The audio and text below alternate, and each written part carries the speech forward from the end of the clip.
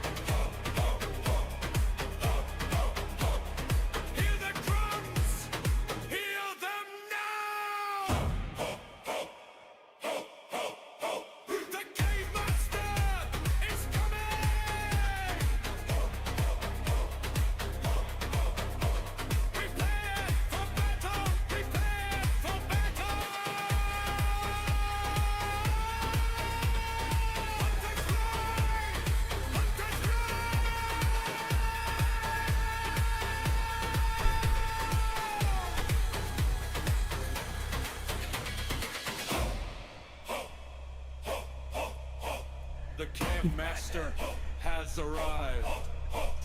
Hunters! For the tribe!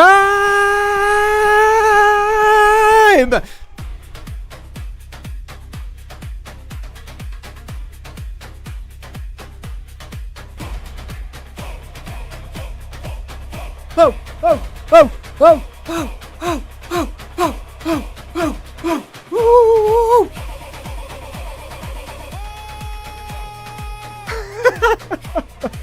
What's up, everyone? Hunters! How are we doing?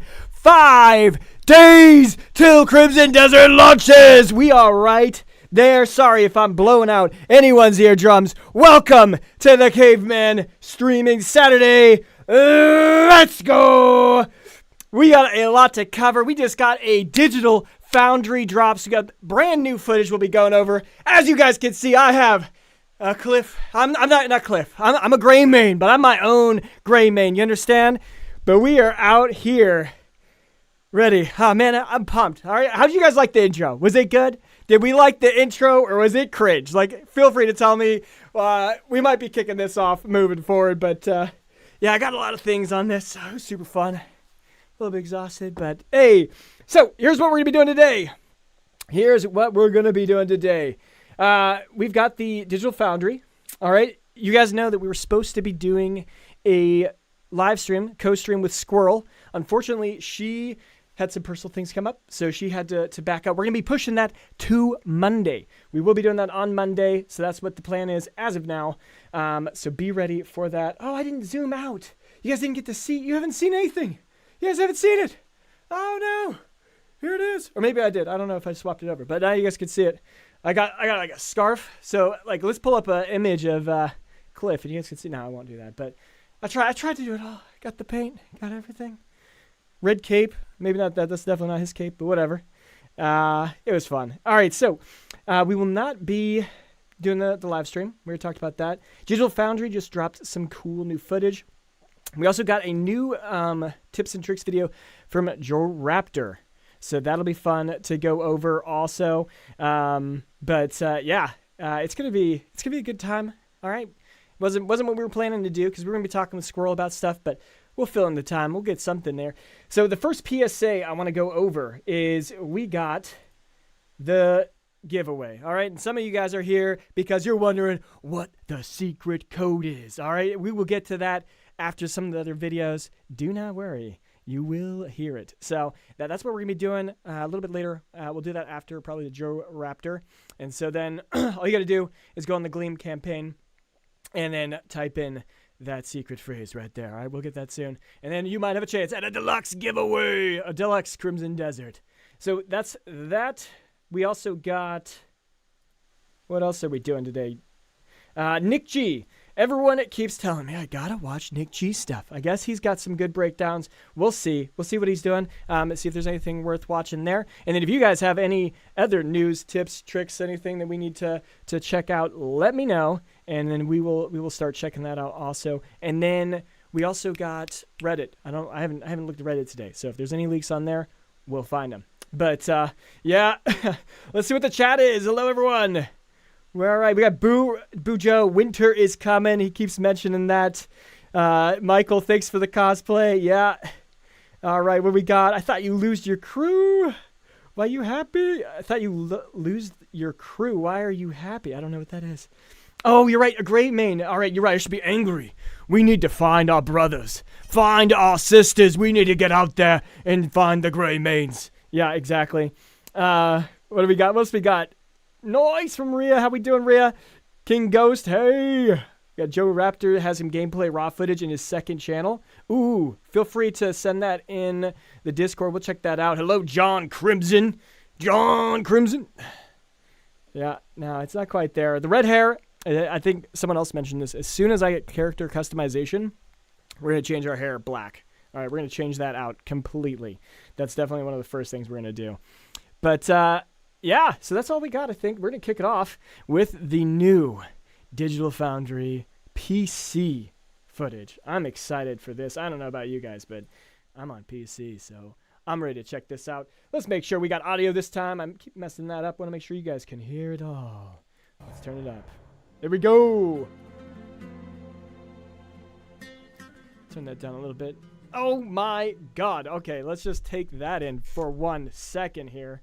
Let's adjust this a little bit. It's already looking beautiful. Look at the water on the bottom down here. That's one thing that we've we've seen in the other Foundry videos just how the puddles remain after a rain for a little while and then they'll dry up. That is just so freaking cool. So cool. But, all right. Crimson Desert on a high-end PC is glorious. Glorious! High frame rates, better draw distance and fidelity with those cinematic settings, and of course, a lot of options to tailor the game below that to your hardware. And we'll all be talking about that in a future optimized settings video. It truly does feel like a PC-led game from developer Pearl Abyss here, and in one specific way, on PC, it offers a huge visual upgrade that is exclusive to the platform, and I wanted to highlight it in this first video of the game covering the PC version. The PC exclusive visual upgrade over other platforms that I wanted to highlight. Like, look at all the foliage just blowing in the wind here. That's going to be so cool. You know, in all of the first impressions, I only really saw that in the first area. And then I was like, where did all of like the floating visual effects kind of go? All of this kind of particle effects are. That's what I'm looking for. Because they just I didn't see them very often anywhere else. So that would be something I'm very curious of. But we got Ronson, 5 days to go. Make sure you hydrate, bro. Oh my God, I forgot water. We're gonna have to get some water in a sec. But hey, King Ghost, nice cosplay. Thanks, man. I appreciate it. Rhea, I can't wait for this game to take over my schedule. I've only seen a handful of other games do that. Jesus. Yeah, they're talking about the quality here. Yep. Michael, the game looks so good. Yeah, let's dive in. Comes from the extensive machine learning advancements found on that platform, and specifically AMD's ray regeneration and NVIDIA's ray reconstruction. Now, this would usually be a tertiary thing I would talk about in a review, but here it is so fundamental. What is this? What is this waterfall? Video about it all together. See, Crimson Desert's extensively it just keeps going. For its indirect it's like Niagara Falls of Crimson Desert. This is crazy. I'll be honest. I'm not as impressed as like this water. This water doesn't look as good as some of the other water does in this game. Lighting on all platforms. John talked about this in his video covering the PlayStation 5 Pro, but it drives the entire look of the game. And this ray trace lighting is optimized to run on low-end platforms like consoles and less. God. Look at the reflections in the water right here. That looks incredible. Capable RT GPUs on PC. That is one of the reasons why pre-release Pearl Abyss was proudly touting that a RX 7900 XTX played the game at 4K Ultra. There are not many games with RTGI and reflections that can manage that feat on that GPU. Wow. And the reason why they can do it here comes down to quality optimizations. From our interview with the developer Pearl Abyss, we know that the game's unique Surfel-based RTGI technique is running at something like 1/16th rays per pixel. And they describe the game's RT reflections running at 1/4 resolution with a simple denoiser. So here they are reducing the typical high cost of ray tracing by dramatically cutting down the amount of rays traced and making the denoiser cheap. And this is key to how this game specifically can manage to run as well as it can on a wide range of devices. That of course has consequences for visuals too, and it is a big reason why the PC version here has such a huge advantage in lighting. Thanks to prescient decision making by Pearl Abyss, the game offers AMD FSR Redstone ray regeneration on AMD RDNA 4. I mean, look at this. That looks like the water there looks incredible. Just coming through like a little creek right there. You can see it shimmering on the GPUs, power line or whatever that is. DLSS ray reconstruction for RTX GPUs. And this is a kind of less than obvious ultra quality mode for the game's lighting. The boost to lighting quality from these denoisers was frankly so massive that I could not believe it the first time I toggled them on and off. Whoa. Now let's look at this scene here in the game's intro to show you what I mean. Here first with the game's standard ray tracing in use with the standard denoising, like you would find on console or those PC GPUs that do not support ray regeneration or ray reconstruction. This area is completely indirectly lit from the sky above mainly. It looks fine, and you have some hint of that indirect GI and that opening to the sky, but honestly, a lot of the lighting here on surfaces is relatively flat.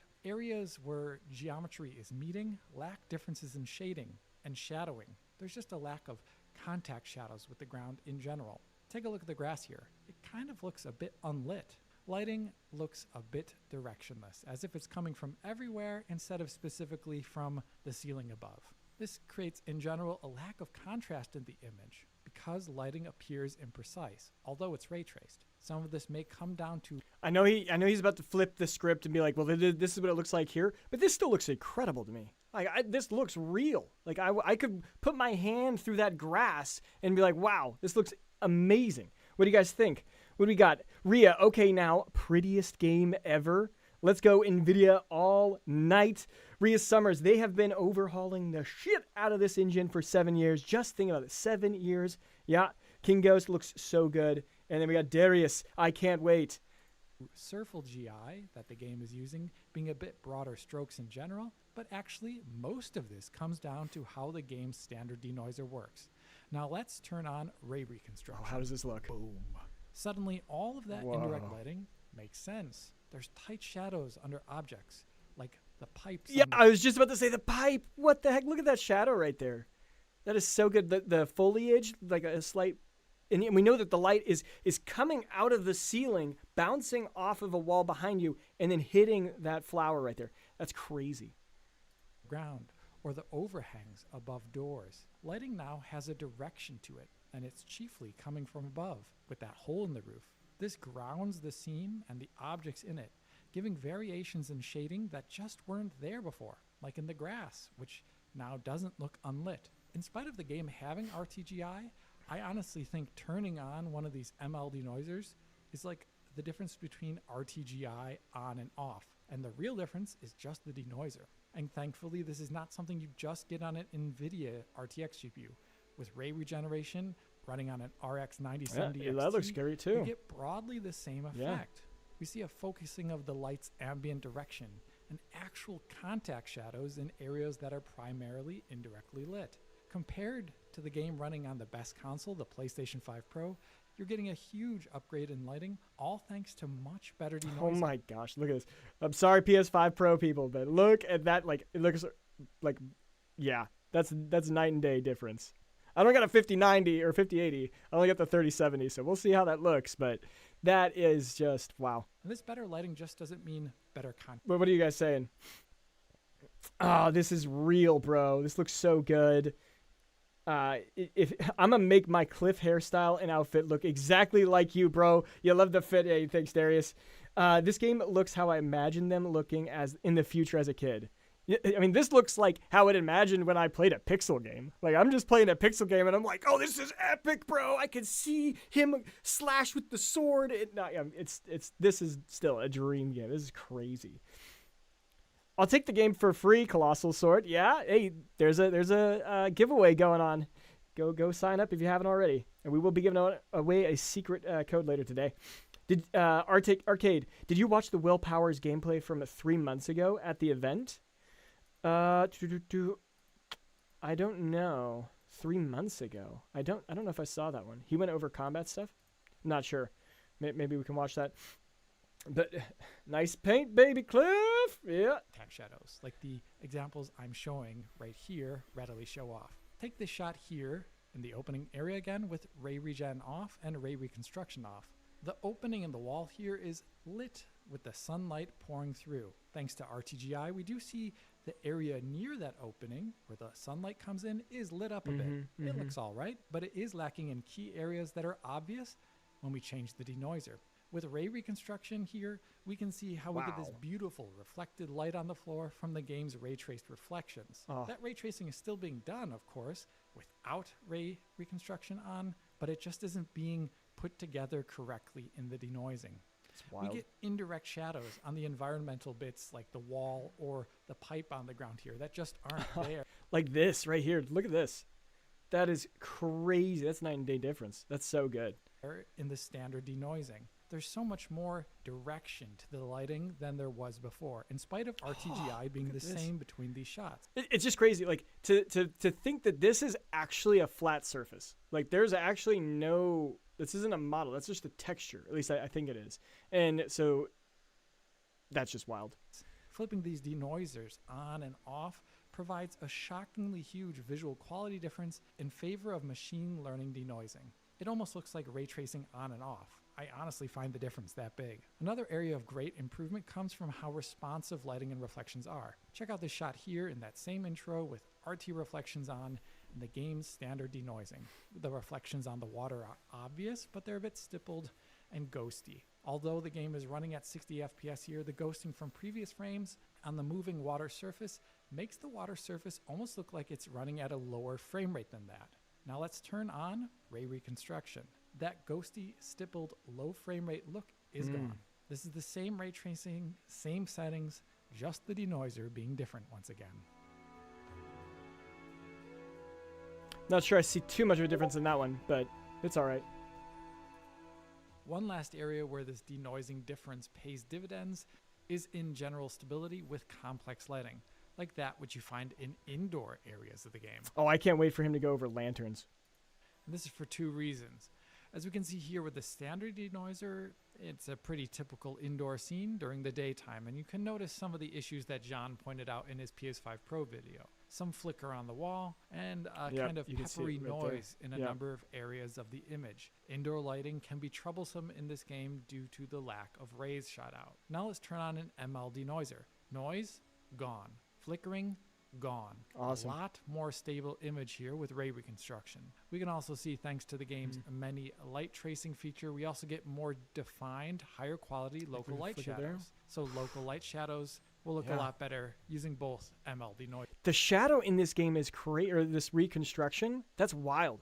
Like, I'm not going to run ray tracing, especially because I don't have a 5080, but I'm going to run the reconstruction for sure.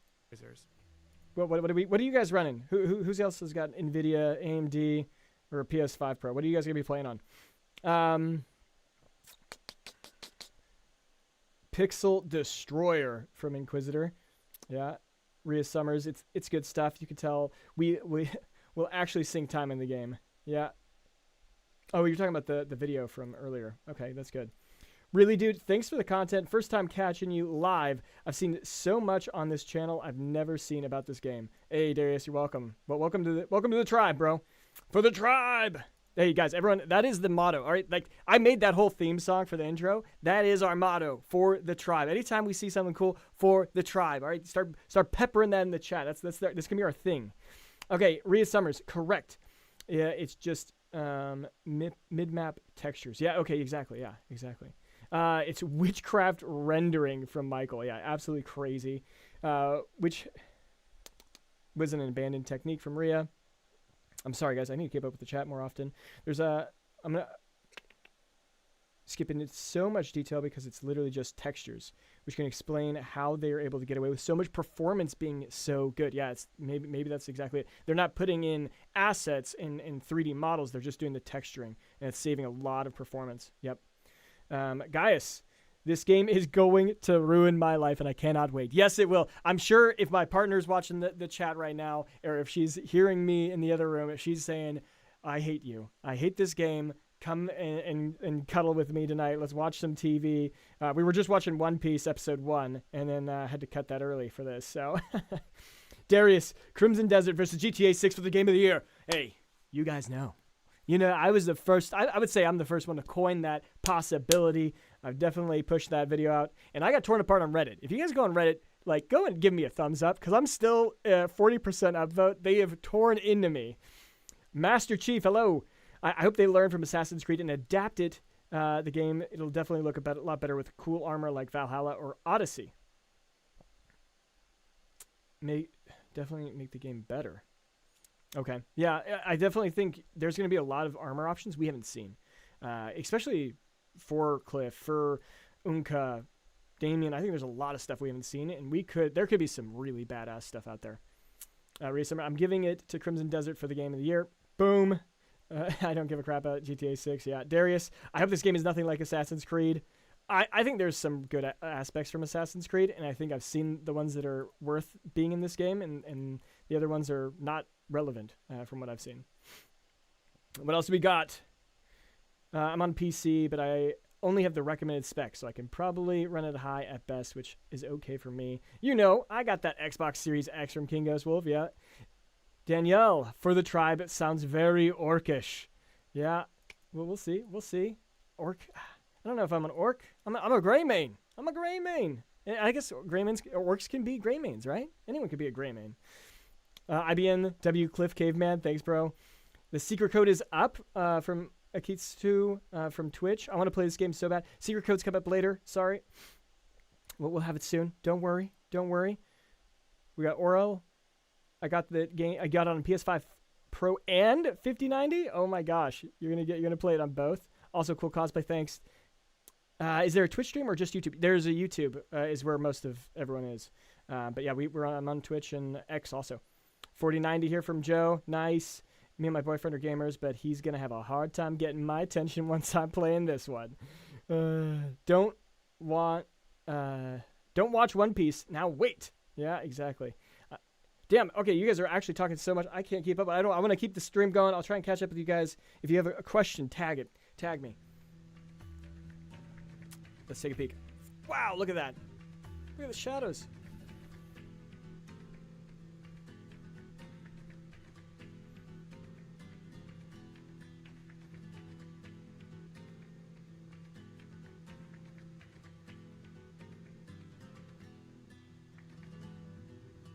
Yeah, that flickering, I'm sure that's going to bug some people, if we're being honest. I'm sure there's going to be some people that are going to find that annoying. In total, using AMD ray regeneration or NVIDIA's ray reconstruction has a huge impact to lighting quality in this game that essentially unlocks an ultra quality lighting not found on any other platform, and it can be visually game changing. So what's the catch? Mainly performance.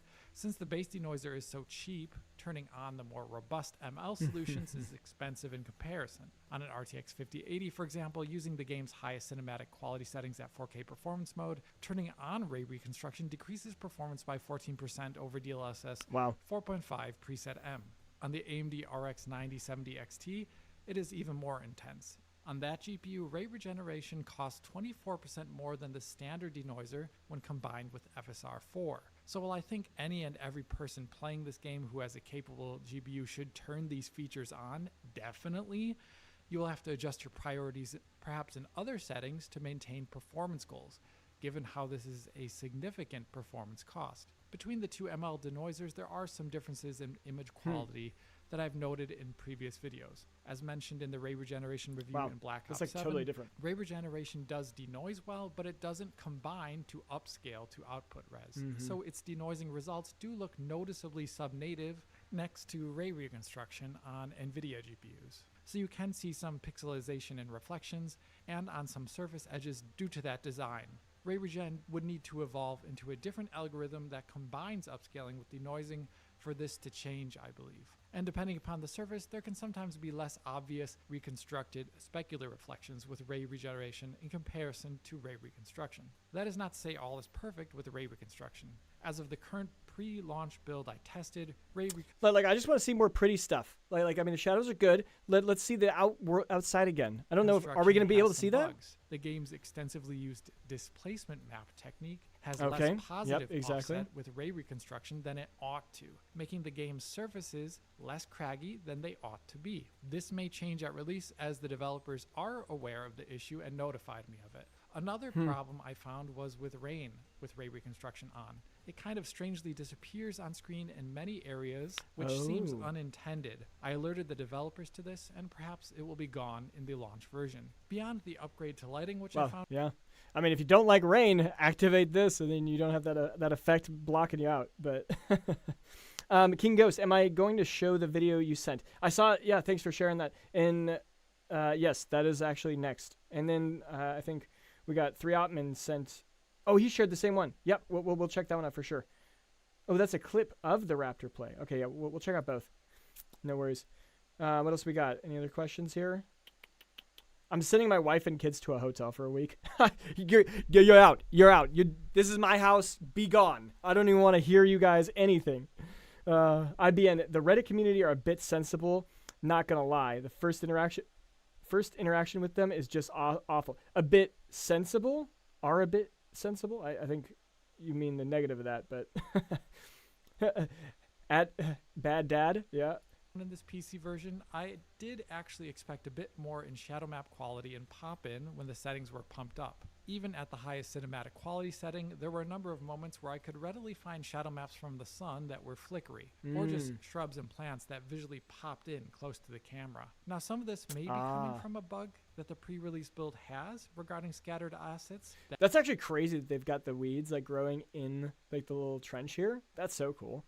That is unintended, but I would say keep your eyes peeled on that released version to see if this issue is remedied. Why would we want to keep our eyes peeled? Like watching one of these videos honestly kind of takes away, because I normally wouldn't pay attention to this, but because I've watched it now, I'm like, oh yeah, I might notice that as I'm playing the game. And with that being said, this is the end of the first video covering the PC version of Crimson Desert, and an optimized settings video is on the way for the future. The bottom line for this video is, thanks to advances in denoising on PC for RDNA 4 or RTX GPUs, you get a dramatically better lighting presentation on PC that is honestly very hard to do without once you've seen that difference. Anyway, hit the like button, subscribe, ring the bell, help on Patreon, follow on social media, and as always, this is... Dude, 1.5 million. All right, we'll be there. We will be at 1.5 million. It'll take a while, but we will get there. All right, next one. We got Joe Raptor. Is this the same one as that clip you guys shared? King Ghost just said, just give them food. Just give her food. She'll survive on her own. During my recent 6-hour play session of Crimson Desert, I was able to check out many of the game's systems, including the... Ooh, wait, what? We have not seen someone actually battling this boss and using that technique to actually do something. That's crazy. Okay, what do we got? Arcade gameplay is paramount as opposed to the game looking pretty in 4K. 100%. Amen, brother. Very in-depth skill menu, so I want to share everything I learned, including footage of all the skills, some of which you've not seen before, and this will really help you go in prepared. Some skills are immediately unlocked from the beginning, like armed combat to use your regular attacks, but cool is that you can also upgrade that skill to unlock brand new moves, like evasive slash for a backstab, or a charge. If you guys haven't seen the Dantix video on skill tree, you literally get every skill breakdown. I loved it. It was amazing. To push enemies while having your guard up. With Rush, you do a forward evasion and also push enemies with your shield. And after spending 4 Abyss artifacts in this skill, you can do that quick swap ability that is showed. And I actually got to play with this in the demo, if I remember correctly. And you could actually literally like infinitely combo your stuff, because it is an actual attack. In a previous videos, like if you look at this, artifacts, it does an attack as you go, so you can keep chaining attacks together. If I remember, that's how it worked. Maybe I'm just bad at the game, but and I feel like that's a great thing. And then if you guys haven't seen my tips and trick video, I think you add an element to that, and you do the clone attack, and you're gonna be doing a lot of DPS for a good while. Unless a boss needs like a special condition, a special move, you should be able to take out most units in the game. But what else we got? Squirrel, hope you're doing well. Thanks, you look amazing. Oh, thank you. Joe Raptor dropped a new video when he was horse kicking enemies. I did see that already. That is crazy. I'm assuming all the mounts will have some kind of attack, right? So it'll be pretty cool. I told you new stuff. Yeah, there we go. Thanks, Quick King. Great video drop. Like the stream, everyone. Oh, thanks, Squirrel. Everyone's so obsessed with how this game looks. I think the gameplay and everything it's offering is far more appealing to you. Yeah, that is true. It looks incredible. I've seen the stuff combat earlier is fire. Oh, you've seen this? Oh, you already saw this. Nice. Okay.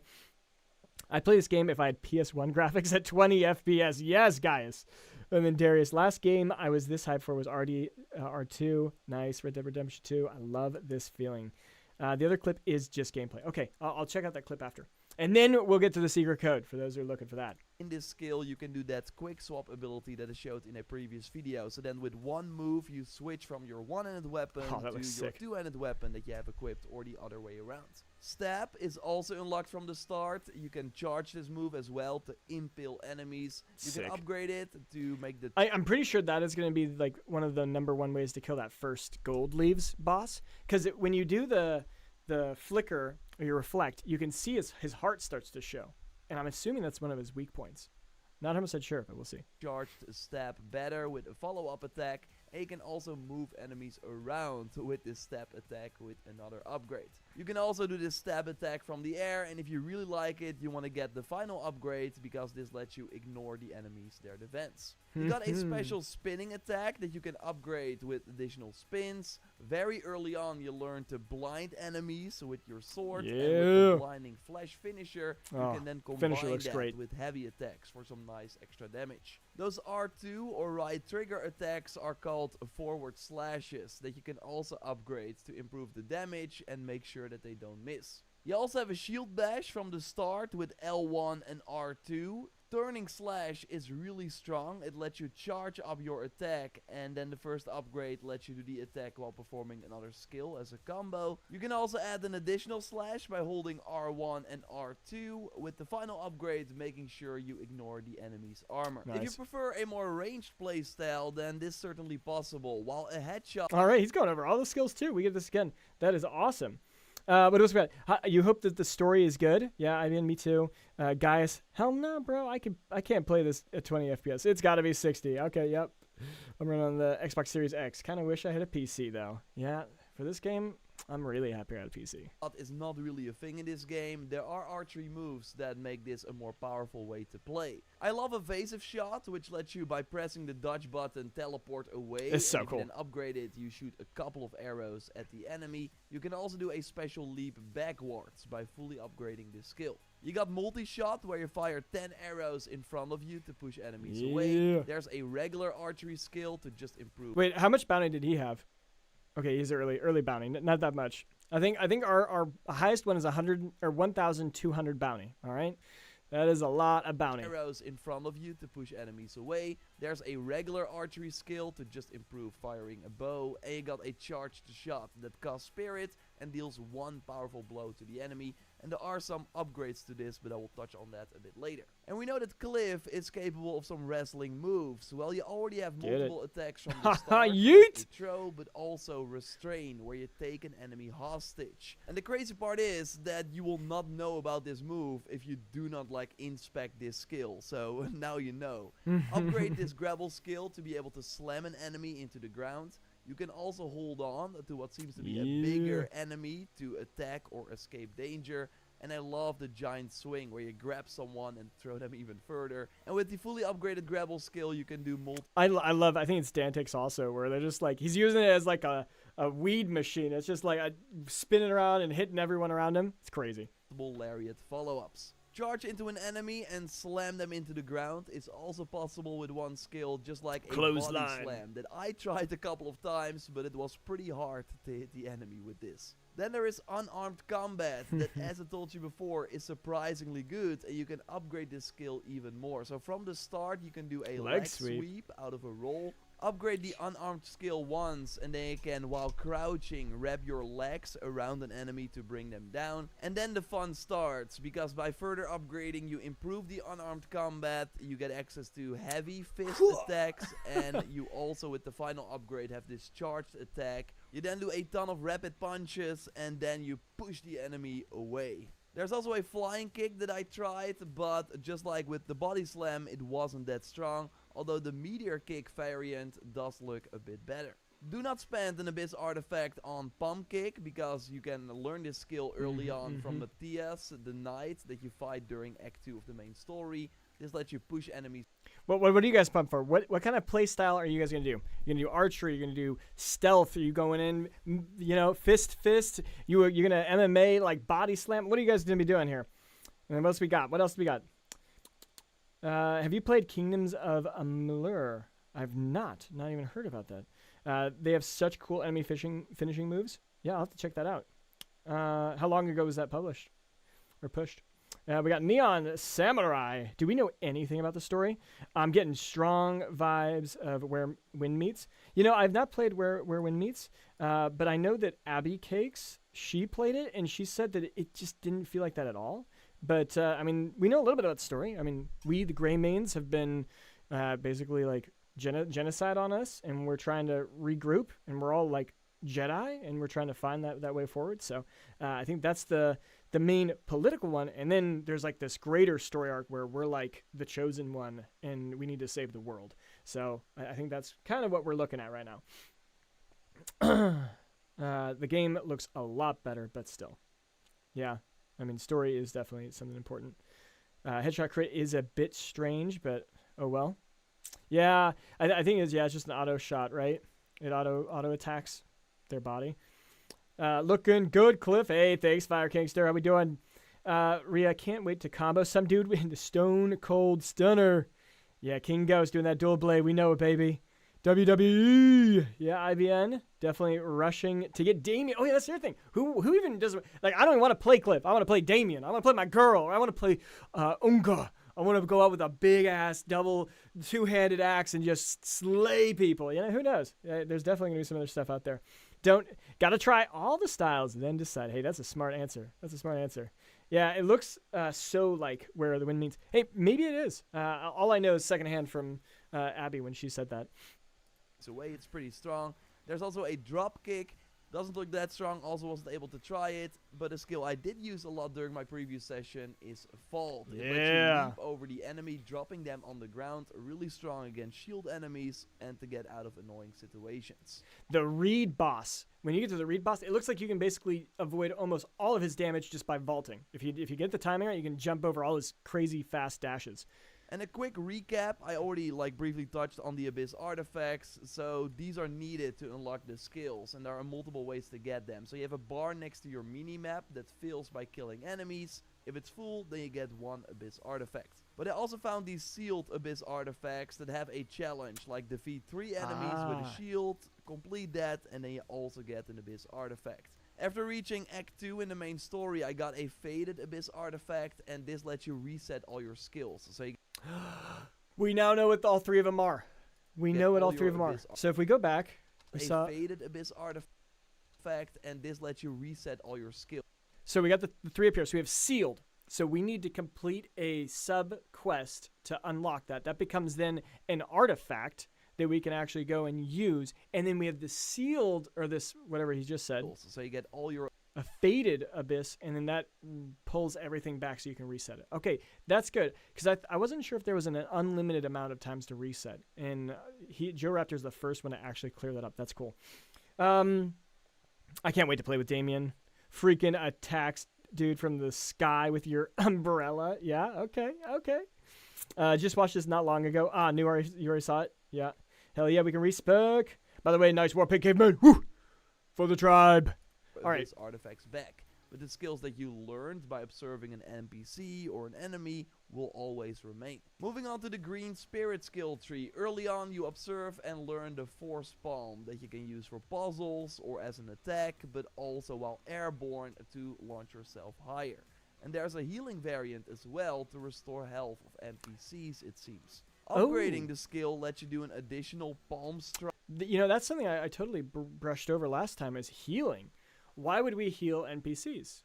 Maybe there is permanent death for some NPCs and we want to heal up our comrades, our workers. You know, when we're sending them on missions, maybe they literally only have one life. And if we don't try to keep them alive, we lose them. And then we lose our army that we're building at the Gray Main base. I think it's going to be really cool. That really makes me so happy. Darius, you think there will be some type of DLC in the future? I 100% think there will be. As I shake my head aside, yes, there will be DLC. I can only imagine. They built this engine. They spent $200 million on this game. I can only imagine they do a very simple DLC. Because most games, they think in 3 single-player games. They try to a trilogy. So that the first game, it might break even. Second game, they're getting good profit. Third game, they get the most. And then they put less and less effort for each sequel, usually. But hopefully we get more content, because the game's already looking so good, and from what I play tested, it is just it's gonna meet all my expectations. But early unboxer deluxe edition unboxing is live. What do you mean by that?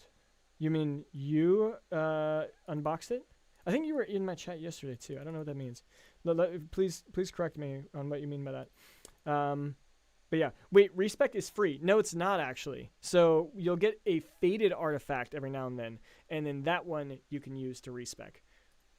And it also lets you launch yourself even higher into the air. There's also a force palm pulse. If you use the unarmed combat button, which is triangle or Y on Xbox, you follow up with a powerful strike with this skill. Wow. Another skill you will learn early on during the main story is called Nature's Grasp, that you can use to lift things. And you might remember that during an earlier preview session, there was this boss battle where... This is the boss battle I fought. It was pretty wild. And honestly, this was where I struggled. I really did struggle to like pick it up. You have to grab it, then you have to swing it and aim it, and I was struggling. I ended up just killing him with my sword. So I hope that it was just something that I only had 50 minutes in the play test, and that we can go back and do it more. Pillars would be destroyed, and they could lift those to deal a ton of damage to that boss. Focus is nice because it slows down time, and an upgrade lets you then push enemies away while in this state. Wow. You can also use it to counter an enemy attack, apparently. Also, while in the focus state, you recover your spirit, which is nice. Oh. You can also do a force palm out of a focus. Here you seem to charge it. Yeah, I've noticed this real quick. Let's just take a couple frames back here. It like puts this here. Like, is that pointing like where we're gonna make the impact? And it's the spirit icon. I wonder what that actually means. It first, so I'm kind of curious how this works, but it does look. Oh, there it kinda is. Powerful. See? There's You can see also a special focus shot that lets you shoot multiple arrows in this precision mode. This one's cool too. I actually played one with this one also. So you'll aim down, and then you could click R1 for each enemy you want to do, and you could shoot all these different targets, and it's just like a Gatling gun. Really quite cool. There's also a special focus shot that lets you shoot multiple arrows in this precision mode that you can upgrade further. Again, it looks kind of powerful, and you have an evasive focus shot that you can do while It's kind of like if you played Assassin's Creed Mirage. It slows down time. You can target, and you like throw your daggers and stuff. Similar to that. But okay, early unboxer, you want to play, but it's locked. Okay, so you already have your deluxe edition, but you can't actually use it. That's brutal. Yeah, because Red Dead Redemption 2 never gave us DLC. I was mad, bro. Oh, that's true. That is true. But I'm sure Rockstar made enough money that they didn't care. This game looks so huge. If we don't get DLC by the time we get it, people still won't have every. Yeah, true. I mean, I still haven't played Red Dead Redemption 2, and I need to get that. It's crazy. You plan to 100% the game? Hell yeah. I've literally got nothing else to do for a couple months. 100% is a good goal. Not sure how long it'll take. Yeah, we'll see. I hope it's like Red Dead Redemption 2, where you can see all the new stuff 3 years later. I don't know if that is what it is, but I don't know what that means. aiming your bow or while rolling. There's a regular parry, and how it works is that you want to press the guard button, so L1 or the left button, just before the enemy strikes to parry them. You can also time your dodge perfectly with the upgrade for this skill, and there's a counter. If you attack just before getting hit, you do this counter. There's also a regular evasive roll as a separate skill that you can unlock, and a simple double jump, which will likely be useful. You can block incoming projectiles and even send them back at enemies, which looks kind of powerful. Yeah, this is you crazy. do this with the upgrades. And you can summon a phantom clone that mimics Yeah, there we go, attacks, Echo. including that R2 forward slash and also the spinning slash and the stab that I mentioned earlier. Another thing you get very early on is the Axiom Force, your grapple hook, and you can upgrade the skill to use it to launch yourself across a wall, for example, or for that Dude, he's killing this on this. He's killing it on this breakdown. aerial swing that I also showed you in an earlier video. You can then also combine it with the light falling palm skill to destroy a watchtower, it seems, which is pretty wild. And there's a spirit skill that lets you grab an enemy with the grapple hook to perform a long-ranged unarmed combat attack, or in this case to drop a tree. There's also the winch skill. I think that's also going to be important for some puzzles. Like, it looks like we're sending like a surge, and if you get like the electricity augment, or maybe it could be any of the augments, maybe we need that for certain puzzles. That's something I've been thinking of for this particular ability.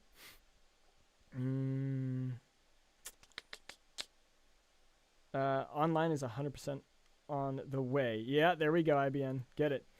Red Dead Redemption 2, you can still see the new stuff that you didn't notice on your first time playing through. Oh, that's what you mean. Yeah, after 3 years, you can still find new stuff. Yes, 100%. I mean, even like Dragon's Dogma 2, I was playing that again, and I was like, wow, there's still so much I haven't seen. Like, this is crazy. That lets you pull an And this map is way bigger. enemy in and then slam them into the ground. You can also improve the flying with the crow wings and perform high-speed dashes in the air with another skill. And yes, as you know, there are multiple elements that you can use to enhance lightning. attacks. So how it works is that you can then upgrade the skill to enhance multiple abilities with a preferred element. Meteor Kick in combination with these attacks looks pretty sick. So we have fire, ice, shock, and also fog that lets you deploy smoke which can be very nice in groups. Yeah. And the Okay, but I feel like the fog is just like an A ability. It's not actually augmenting all your skills, right? fog. Or is it? That lets you deploy No, I'm pretty sure this is just a skill. Not 100% sure smoke, though. which can be very nice in groups. And the final skill is the mystical storage that lets you store items in a so-called cuckoo iron pot. There are a few more individual elemental skills. I wonder what this cuckoo pot is, and it sounds pretty cool though, because then we can have a bunch of extra storage potentially, or is that just like artifact items that we need for puzzles? And so you might need to be in the overworld looking for like these crazy artifacts, or not artifacts, but these other objects that we need for a puzzle upstairs. And then that's the only way to unlock it. I bet you there's some really cool stuff where we have to go like to the snow region and then go back to like not Demacia. Shoot, what is it? The main city, and then go to like some abyss above that.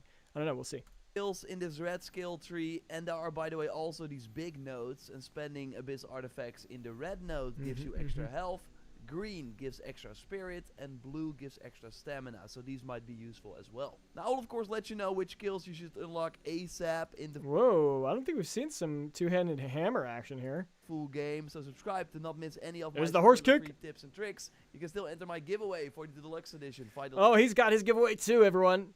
If you want the deluxe edition, get in there. link in the pinned comment. Leave a like, check out my previous video by clicking Oh, on yeah, the baby. screen, and I will speak to you soon. Goodbye. See ya. Okay. Good. All right, we got some cool stuff. Out of that. All right, what do we got? You might be able to augment with fog for it to do additional damage. Yeah, that is potential. The combat is 100% a character action game. I can't wait to lumberjack and get down every tree. Don't know if you know, but there's elephants in the game. What? You've seen elephants? Show me the proof, Barry Allen. Show me the proof. Where's my secret code? Yeah, we got the secret code coming up very soon. Demensa. Yeah, Demenis. I need to remember that. Alejandro, hi from X. Nice. Okay, we got one more clip. It's a short one, and then we will go from there. Oops. This one needs to be over here. And then we'll give the secret code, all right? Guess what? I've already said the secret code a couple times, by the way. Oh, you're civilized as a rock, aren't you? Wait, how long is this video? Okay, 8 minutes. 8 minutes, and then you get the secret code.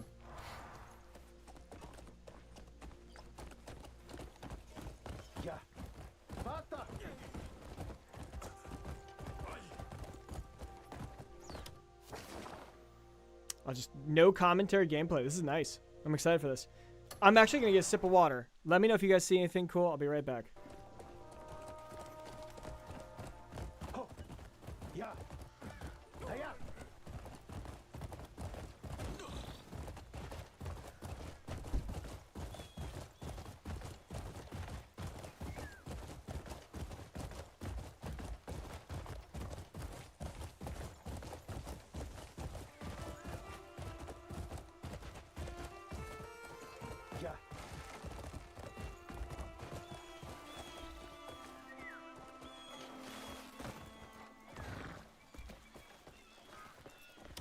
I need extra. A change of gear does wonders for a tired horse. All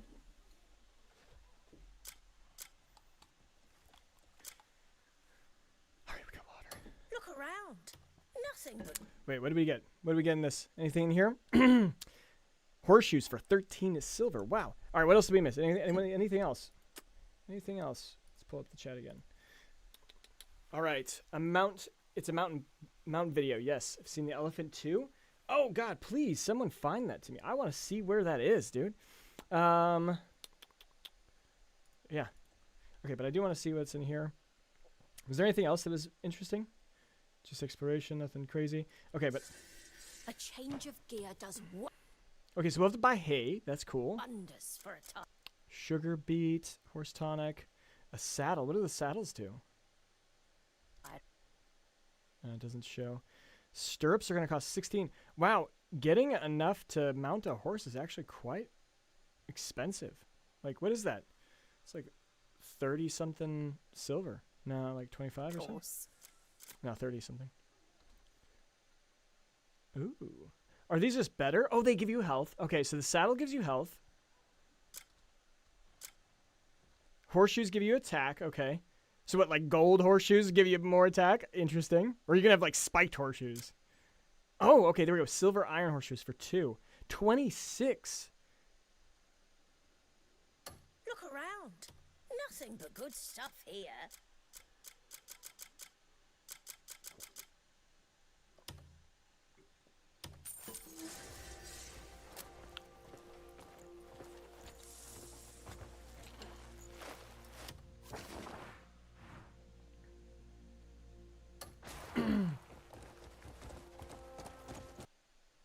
Oh yeah, I haven't but you haven't seen it either, Rhea? Yeah. Someone get me this damn elephant video. I want to see it. But Barry Allen, no, I don't know if it's true or not, but I heard that somewhere, like you said, the fox will turn into Ninetales, and that will be a mount. Yep, exactly. I hope that's true. Good rumor. If someone sees footage of that, send it to me. I want to see it. So everybody is Scottish here? I noticed the accent. Not everyone. I think they actually have like regions, and every kind of region has a different accent. But leveling a horse like a Ferrari or a Lamborghini, yeah, Inquisitor. Good work, KV. How we doing, Hal Richard?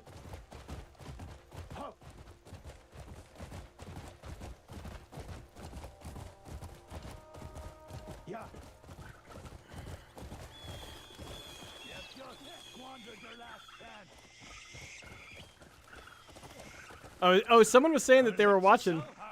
Here comes the kicks. Oh, you're gonna shoot first. You know, so that's one thing I did notice that I'm not actually happy about. There seems to be a lot of standing around. I think Wolfheart also pointed this out, where like they just don't like attack quickly. Like they stand around a long time, and then they finally attack. And then he gets kicked. He gets booted by this horse, dude.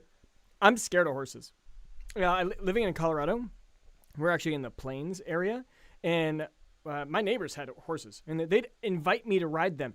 I will not get near a horse. I've seen someone literally get yeeted across by getting kicked, and I'm like, nah, I do not go near horses. But I'll dirt bike. Like I've hit jumps on. Like, I love riding and adrenaline. Just horses, they're real creatures.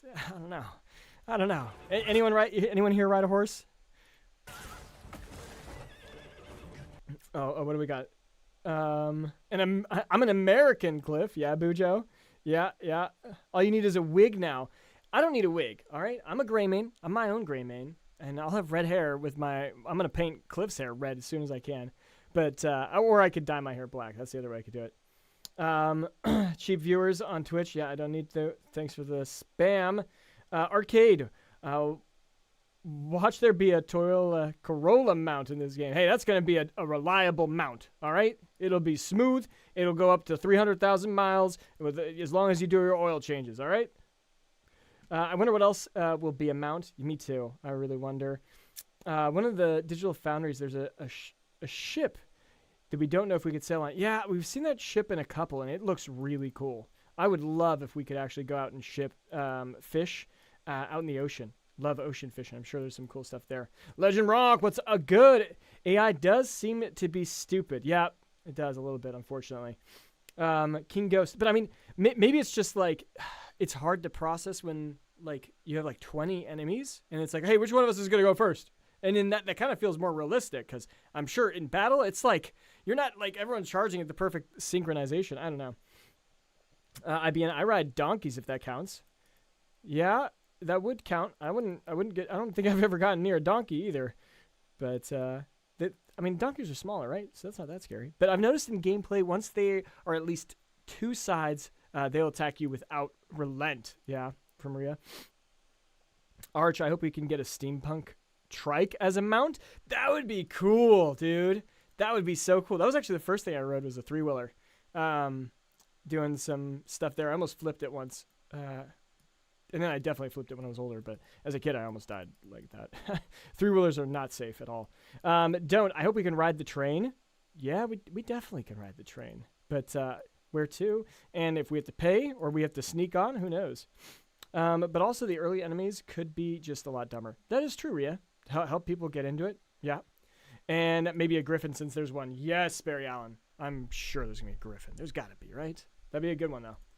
No killing. Save him for later sport. Save him for later. I'm a gray mane. Get out of here. You don't want it. You don't want it. What do you call that? All or nothing.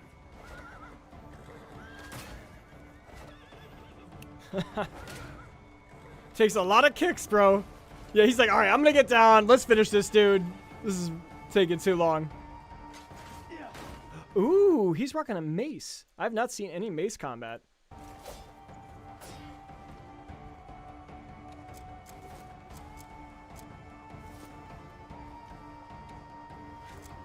Okay, so let's try and digest what happened there, because it looked like it should have swapped, right? So do you have to press X? I don't remember. Yeah, it looks like you gotta. Oh, because he has the mace and shield equipped, and then he has to actually press X on this. Bam! Punch, punch, punch. Get sliced. I mean, this game hurts though. I mean, 2 slashes is almost a quarter of his health at this point, so that's gonna hurt.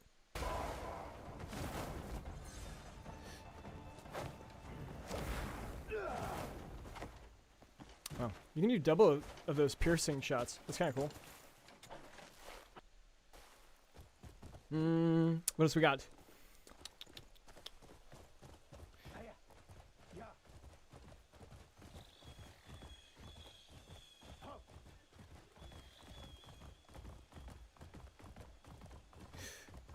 So it seems not to be dumb AI, say, but maybe a design choice that needs tweaking. Yeah, possibly, Rhea.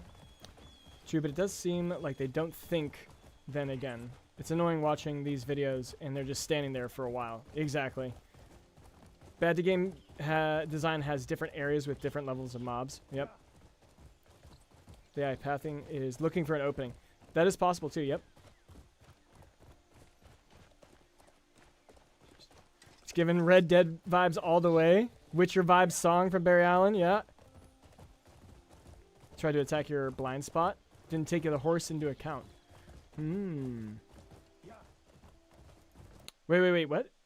Game Base has the mount video. It's on YouTube. It's 20 different animals. They got 20 because there's only 29, right? So they already have 20 of them. Someone linked that in the Discord. I'd like to see that. Ah, here's the place where that drill guy is. Oh, and he just showed us the map. Now we know where this is actually. Okay, back. Okay, so this is the northeast of our start location. So we go here, Rocket Hills, just north of Rocket Hills. Oh, or is it this X that we're... Which way he's facing right now?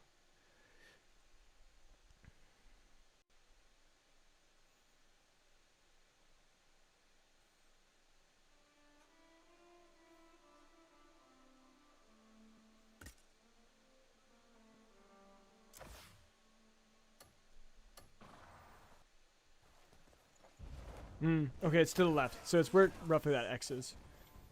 So northwest of Rocket Hills.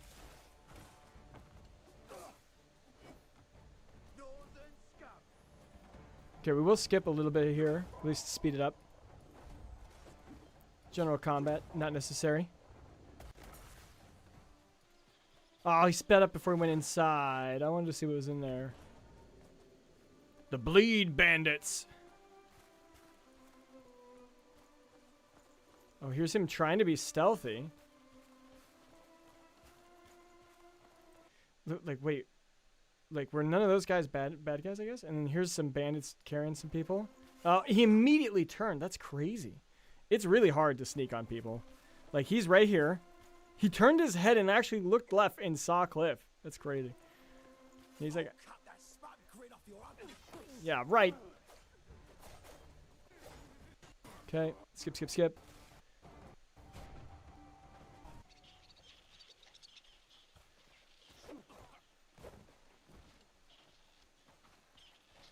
Skip, skip, skip, skip, skip, skip. All right, that's probably it for this video. I think so, everyone. Well, we'll just turn that down. All right, everyone. We'll catch up on comments here real quick. I think that I get how the AI works. Yeah, that's good for you, Rhea. Michael, it looks like they put it in the quick slot and then had to activate it. Okay, back to when that thing was having an issue. 3 minutes ago. 3 minutes was a long time ago, I guess. Mal, at this angle, you kind of look like you could be Asmongold's cousin. Or no, Aragon's cousin. I said Asmongold's cousin. Aragon's cousin. Dude, that'd be epic. I wish I was Aragon's cousin. Actually, no, that's Vesemir, right? Not Vesemir. What? That's fucking Witcher. What am I talking about? It's the guy who couldn't throw the ring in the fire, right? That's his cousin, or was that his great uncle or dad or something? I don't remember. I'm mixing up my Lord of the Rings lore. But if I'm correct, enemies aren't gonna let you bully them later. Yep, that's probably true there, Rhea. Bro, there's a lot of mechanics. How the controller is gonna handle all that? Question mark. That is true. We will see. Multiple YouTubers have talked about getting overwhelmed by crowds. Yeah. First two guys weren't enemies. Okay. Good point out, Legend. I was like, this looks silly. They just totally ignored you. If you a thief, the game is on your ass ASAP. Yep, exactly. Deluxe edition is on YouTube for those wondering. What do you mean the deluxe is? What the hell are we watching? How Crimson Desert was born. I don't even know what that is. We're not going to watch that, though. Okay, well, let's go back to me. It's time, all right? I know some of you have been waiting for the secret code, all right? We're out here. I've said it from the beginning. The first thing I said on this stream was for the tribe. That is the secret code. It's all caps, no space, for the tribe. Boom. There you go, guys. That is the secret code in the Gleam giveaway. You do that, it'll unlock. It'll give you like a bunch of extra entries, and then if you've done everything else, you get 10 extra entries on top of that. It's going to give you a huge bonus on possibly getting the 2 giveaway copies I'm giving away. So thanks everyone who has been supporting the channel right here. We've had great success over the last week. Let's keep it up as we move forward. I am so excited for this game to launch. I know a lot of you guys are. We are going to literally be playing this game next Saturday this time. None of us will be without this game in our hands. We're going to be gaming away, and it is going to be epic. We're going to have so much fun, and hopefully we're going to be chatting in the Discord, having a good time, sharing the cool shit that we're finding. It's going to be a blast that I think many of us have been waiting years for. Some of you guys have been waiting since 2019 for this game to come out, and it is just now on the horizon. I know I'm lucky in respect to some of you guys. I found this at Gamescom last year, fell in love, and I've been looking for it for a while. It's 6 months or so for me. I know some of you guys are lucky and you just found it last week. Hey, you guys are so happy because you just found a gem right here last second. So that's awesome. Yeah, I think it's gonna be a great time. So the Gleam link, I'll also post that in here just so that if anyone doesn't have it, there it is. Get in there, get your entries, and then just try and help us build this channel. So we got that. Let's go on to the next topic. I know someone was gonna help show me that the video for whatever it was, the mounts, the 20 mounts. That's crazy. I'm gonna need a jug of coffee from King Ghost. Yes, you will. I'm just gonna get a whole bunch of energy drinks. It'll be just sitting here. I'll begin going crazy. John Scott, how we doing? Crimson Desert. Yeah, baby. And Rhea's been here since 2019 waiting for this game. Wasn't a must-buy until 2024. Yeah. As a medieval fantasy guy, I have been starving. Yeah, exactly. Exactly. It won't acknowledge that I follow you on X. Maybe you have a different X account on here than in there. I'm really sorry. That's a Gleam issue. I will not be able to help you there. Go ask support for that. I'm not sure how to fix that. That's really annoying though. I'm sorry that's the issue there. But yeah, there we go. So we're gonna go in and watch these Nick G videos because you guys have been mentioning them a couple times. That they are great videos to check out. So let's dive in. I think I kind of want to scoot back a little bit. Oh, and he's also playing Windrose. I mean, dude, that's a cool survival game that's coming in. I think it's going to be pretty good. Is there sailing? We were talking about that. That one is the one that's picking my mind right now. Let's check that out, baby. Let's see. Third and final features overview from Pearl Abyss is here. I truly did not think that I could get more hype. But as a lover of survival games, this overview spoke to my soul. No one is going to classify this as a survival game, but it's doing things better than most survival games do. So we need to talk about it. Like the previous videos, I watched this one in slow motion to obsessively break down everything in the video. This is what caught my attention. This one starts with a few beautiful shots of the world. In the second shot, you see these fabrics blowing in the distance. It's a good opportunity to point out the fact that they built a custom engine for this game called the Black Space engine.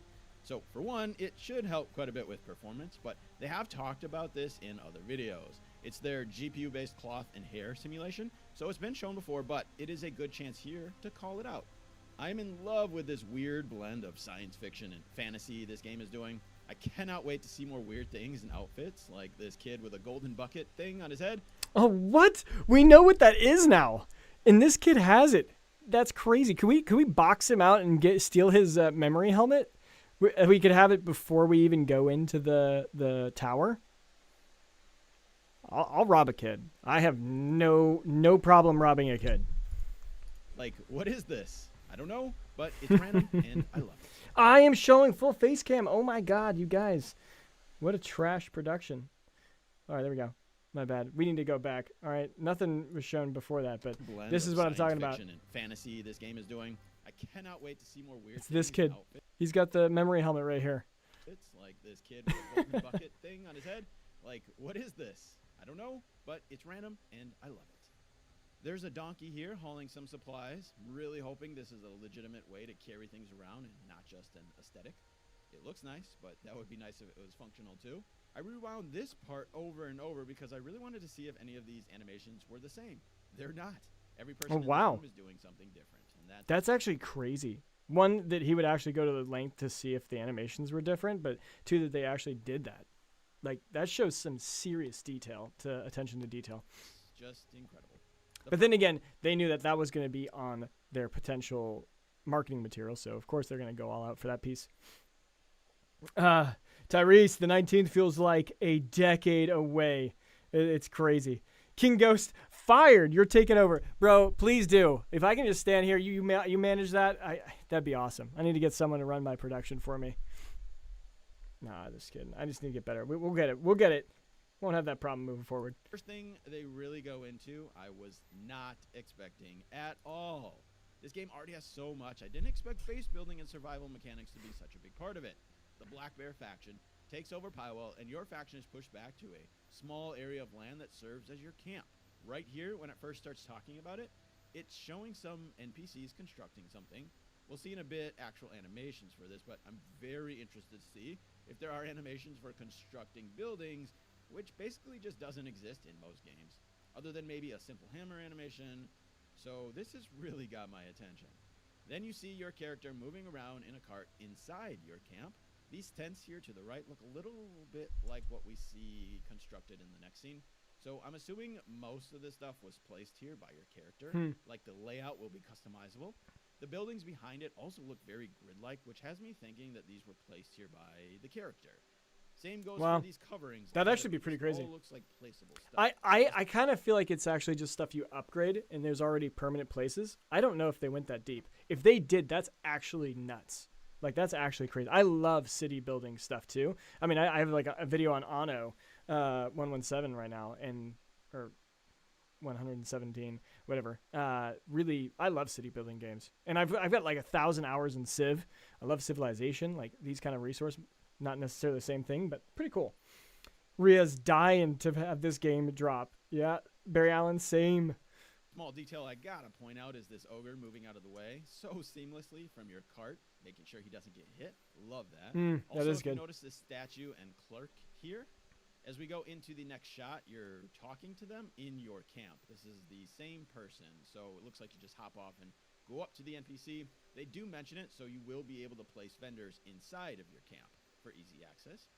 But you can see here it says wagon cargo hold, so I'm assuming you can sell things directly from your vehicle. Oh, so we have a different cargo hold on our wagon.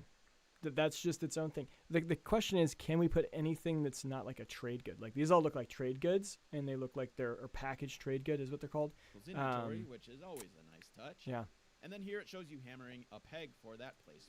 I'm surprised he didn't mention this. I mean, we talked about it yesterday because we watched the same video with the other guy. Which but is always a nice touch. If we get And then to here shit, back, comma. There we go. We got the price change per week. I'm surprised he didn't find that one. I think that's huge. Like that's gonna be so key to this game. And I mean, I don't know if this is price for this entire thing, but he has 137 of them. And if the price changes from 428 to like 592, that's a huge differential there. You can make some serious profit if you get it at the right time. Here it shows you hammering a peg for that placeable tent. I'm going to enjoy the camp thing, King Ghost. Yeah. As you said, where wind meets, you can literally build everywhere. Okay, and you think they can, IBN? Okay. Stanley, I want the bear as my mount. A fighting bear. Hell yeah. The bear looks badass. It really does. Wait, it just mauls people. Like, dude, if I see someone riding a bear at me, I'm running the other way. After looking at it, it's actually a little bit different than the ones in the previous shot, but I still think both are placeables that you can just kind of put anywhere in your camp.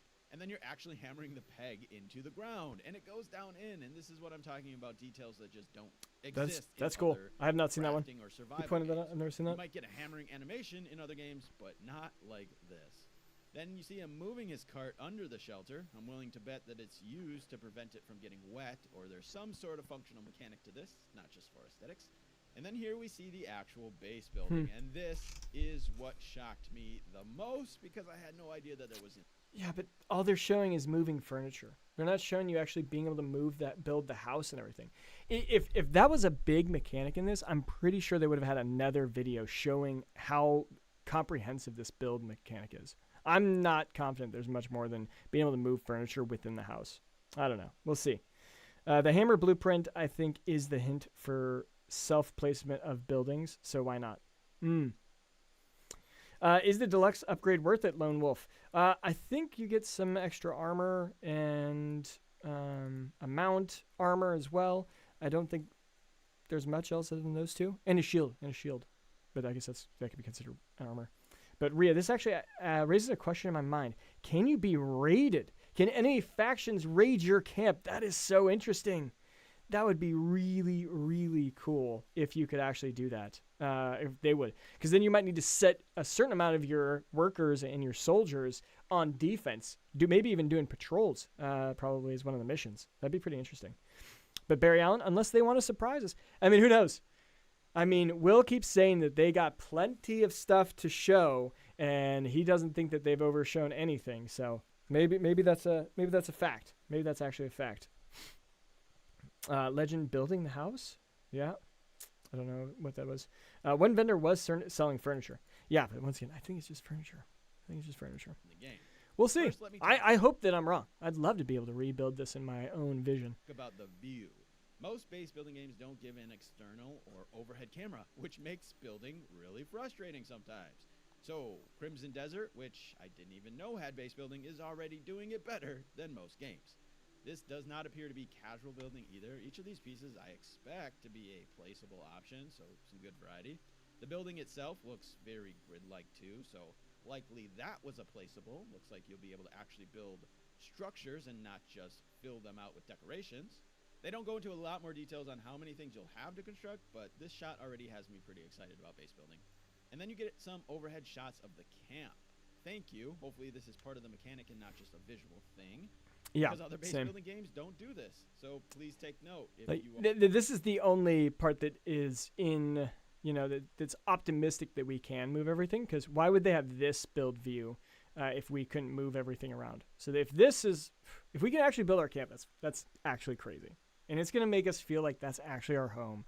Like we are rebuilding the Gray Mains from the ground up. And that is it's like literally going to make us feel so reunited with our brothers and sisters. It'll be epic. Be actually epic. All right. A bit of my money you can build 100%. Oh, IBN wants to bet. Is that what you're trying to say? Stanley saying a future DLC might make housing more interesting. That's also a potential. Rhea, I mean, we just saw a glimpse of dungeons with the launch trailer, and before we didn't even know for certain the game had them. That is true, and who knows? They might be. I mean, Skyrim didn't mention anything about their 20 kilometer square area that's underneath the map, right? Like it's actually insane what they hid in that. I don't know who else found that underground place in Skyrim. It was just like, what the hell? This is the coolest thing ever. Legend, the microtransactions are going to be insane. Like a week or so after launch, mark my words. But what are the microtransactions going to be? Like how is it going to impact the game? What are your thoughts? Mind you, none of the previews mentioned dungeons at all. Yep. Most likely because they never found one. Ria's like, they probably had to show it because none of the playtesters found a dungeon. That's crazy. Woo! Okay. Or a survival game, give us this overhead view so we can construct things more easily. In the first shot, it's mostly empty. Then it transitions to a fully constructed camp. That building that I pointed out earlier becomes a fully constructed one, which is awesome to see how it progresses visually. There are more tracks or a more flushed out trail in the camp as it grows as well. So some really nice. Okay, he found something there. See, that's where I'm also thinking that's static because it's literally this road was here before, and then they already kind of had a setup already established. We'll see. Details you see. And even though the buildings all have a similar style, they all look different. You can notice tiny details that make them feel different from one another. It is such a turn-off for me in base building games when all your buildings in your camp look exactly the same. Facts. This does not feel that way at all. Then we go into cooking. It briefly mentions cooking food for buffs, which isn't a surprise. Totally expected that. And then it shows the cooking vendor, which you can put at your base, so that's nice. And it gives you a quick idea of what some of those food items might do. The barley doing 30 health restore, for example, and the fruit juice giving you a stamina restore. But what I like is that most options that it's showing... Wait, we know I'm going to be cooking fish, all right? Well, you guys can come over. I'll be the fish vendor, all right? I'll have so much fish anybody will want. I'll have the best damn fish, too, all right? You better believe it. But what do we got? Rhea, you mean the Dwarven Ruins? Or Dwemer? I forget the spelling. Yeah, I don't know. I don't know. I think there is dungeons. I'm pretty sure because we saw like the saw blades going back and forth. I think that's what everyone's mentioning. Maybe I'm mixing that up with something else. But Legend Rock, yeah, just cosmetics and future furniture. You're thinking IBN. The online mode gonna drop soon, just like GTA 5. That is some good speculation that I can get behind. I can get behind that kind of speculation. How big is GTA 5? Can someone look that up? What is that in square meters? I'm curious. Tommy, you're getting excited, buddy? Yeah? You ready? We're only 5 days away. Just 5 days away. Rhea, I don't see this game ever having a cash shop DLC. Yes? Oh, wait. DLC, yes. A cash shop, no. I don't know. I think they could. Because from what I understood, they didn't say they wouldn't have microtransactions at all, just not on launch. Pearl Abyss already said they're planning a multiplayer mode. Wait, they did? They did? That's crazy. How have I not seen that? Mal, people are a bit off about the camp. As you progress through the story, it will grow and kind of do some part in getting it built, kinda, but consider something many of you didn't consider. Yeah, that could be it too. Just totally story driven. As you push through the story, it builds up. That could be it too. For someone who has played BDO, I 100% think there'll be a cash shop. Yeah. You guys can argue about that. Feel free. At the end of at the end, the plan is to get your land back. Hence, the camp was temporary. Ooh, that's interesting to consider as well. Consider what may be there for you to do at the end is your actual property. That would be crazy if we actually take back our land from the Black Bears and we could build it up properly. That could be insane if they actually hit all that. That would be really, really wild. Yeah, Tommy, you can't wait to play it. Yeah, baby. We're so close. We are so freaking close. Trust me, bro, if you played Where the Wind Meets, you would know it's easily, it's so easy to add buildings. Okay. I mean, hey, like I said, I'd love to see it. They did not say for sure on multiplayer mode yet. Good. Okay. Argue it out. At least seem to do something. And then seems that most items in the game will have some value beyond just existing. there it is. Salted fish. Boom. 49. They don't go over it though, sadly. To have stuff in the Because like meat jerky heals 60 for 6 silver or copper. Sorry. game. Most of This grilled chicken meat heals 120 for 25. How much is this salted grilled fish gonna heal? seems valuable. It's like a At full least that's what I'm getting. full health restore right Then, there. Oh my god, another thing that I just did not expect to be in this game. Farming. Farming. It actually looks really enjoyable. Looks like you're doing a full-on farm simulation. This whole video so far is really trying I'm out of water again. Damn it. I'm gonna be right back. to convince me that this is actually a survival game, and I love it. And it's not just crops, but animals. You can legitimately run a farm simulation in this game. Absolutely insane. There was a shot earlier in a trailer where Cliff picks up a goat. I was like, why is he picking up a goat? Well, now we know why. Sometimes you just need to manage your farm animals. Absolutely brilliant. There's a baby chicken here too. Love to see that little detail. Along your journey, you're trying to rebuild your scattered faction, and slowly you'll get more faction members over time that can help you out. I believe this is different than companions. I don't think you'll be fighting alongside these free swords. Rather, you send them out to do work for you while you go and do other things. But you can see the amount of upgrades that you can give to them. From the last video, we know the attack and defense is gear-based, so you'll likely be able to equip them with better gear and upgraded gear. Then these skills down below. Also, we got a glimpse at how you can upgrade these last time, so plenty of ways to upgrade your comrades. And you see them open the map and select a mission at Marnie Park. It gives you an idea of the requirements for each thing and the rewards off to the right here. Then it shows a bunch of these members with various skills. So you'll be able to build your faction and send out the best person for the job depending on the needs. They can also fight for you. So we know about the camp. Talking about the missions, man. Who's excited for missions? Like, I am so pumped about this. I think, who was it? Criminals was mentioning about how he just loves Assassin's Creed Brotherhood and how their mission system works. This is one of my favorite mechanics. I'm so pumped for this. It's going to be crazy. The Payloon Militia. Yeah. I wonder if that's our current strength, or what is this? Stronghold mechanic where you Let's can see. take down blockades from enemy faction. But it's showing here that you can do that with your free swords while you're off doing other things. As they select the free swords, you can see the meter drop down, so it gives you an idea of how successful they might be. And what I really love here is the visuals of this. It actually gives you like a zoomed out view of the... That is true, and you can actually see the people kind of fighting in the different complexes. I thought that was awesome. I don't know if he talks about that too, but... and Inquisitor, you meant to say GTA 6, yeah. I hope they won't add a cash shop, of course. GTA 5 was the actual landmass was estimated around 48 kilometers. That's not even much. That's like not much. We're at 178. That'd be crazy. No multiplayer plans for it. Oh, really? Oh, that's sad. Oh, they said it hasn't been rolled out. Okay. Nice. Not including the water and ocean, just land. Yep. What's a full health restore? I got an ad. Lol. What do you mean? What's a full health restore? I got an ad. I don't know what that means. Nick, that's a pig, sir. Oh, because he said goat. That's funny. Gotta stay hydrated. Yeah, we do, Neon. I've been talking too much, bro. I don't know how some influencers do it without drinking water at all. Like, I've literally seen people not take a sip of water forever. Maybe I talk too much. What do you guys think? Do I talk too much or too little? Good amount. Mal, there'll be something really cool info coming out on the 18th. Dude, all day on the 18th, I will be here, and I'll be literally watching every review that drops, and we're going to break them all down and figure out everything. I imagine the faction management will be like MGSV, but evolved. I don't know what game that is, Rhea. Sorry. IBN, I think they said that if the game went crazy on sales, they're going to add multiplayer after refining and turning the base game, of course. Yeah. And I'm guessing you mean like sales and money. Yeah, exactly. I can only imagine that this game pops off. They're going to make this online for sure. Tyrese, that makes me wonder, are the Greymanes the wolves since there are the black bears? I think so. Yep, I do. I think that's the case.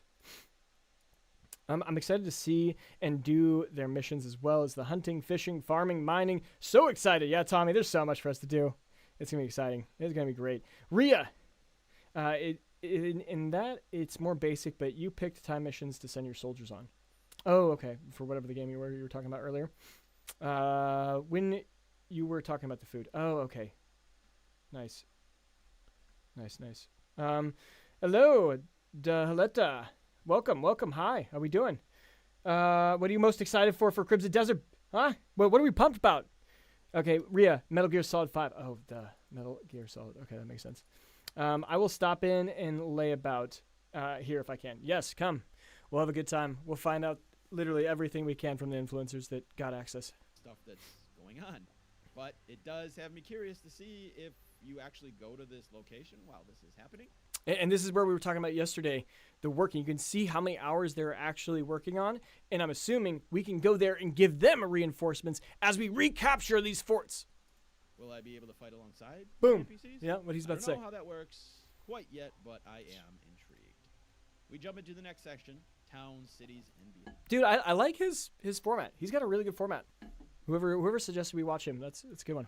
He's pretty good. The first shot I want to point out is this horse. We've seen a lot of variety in types of horses, which is really nice. Small details that I appreciate. I mean, look how jacked this one is compared to the one in the next scene. I definitely need me this jacked horse. Then it goes into and look at the mane. This thing has a long ass mane. He's got a long hair, bro. Like he's got it all the way down. Horses, which is really nice. Small details that I appreciate. I mean, look how jacked this one is compared to the one in the next scene. I definitely need me this jacked horse. Then it goes into a couple more shots of vendors, but this time ones that are in towns and not ones in your camp. This is a little different. You're not actually going into a separate UI, but just buying this apple by taking it. Kind of looks like he's just stealing it, which is something you'll be able to do as well, as we'll see in a bit. Then to the weapons vendor. Nothing we haven't really seen before except more hints at some of the upgrades available, like this additional damage to the abyss creatures. Then another shot showing weapons on the wall. And I am really hoping that you can just steal these and be a thief.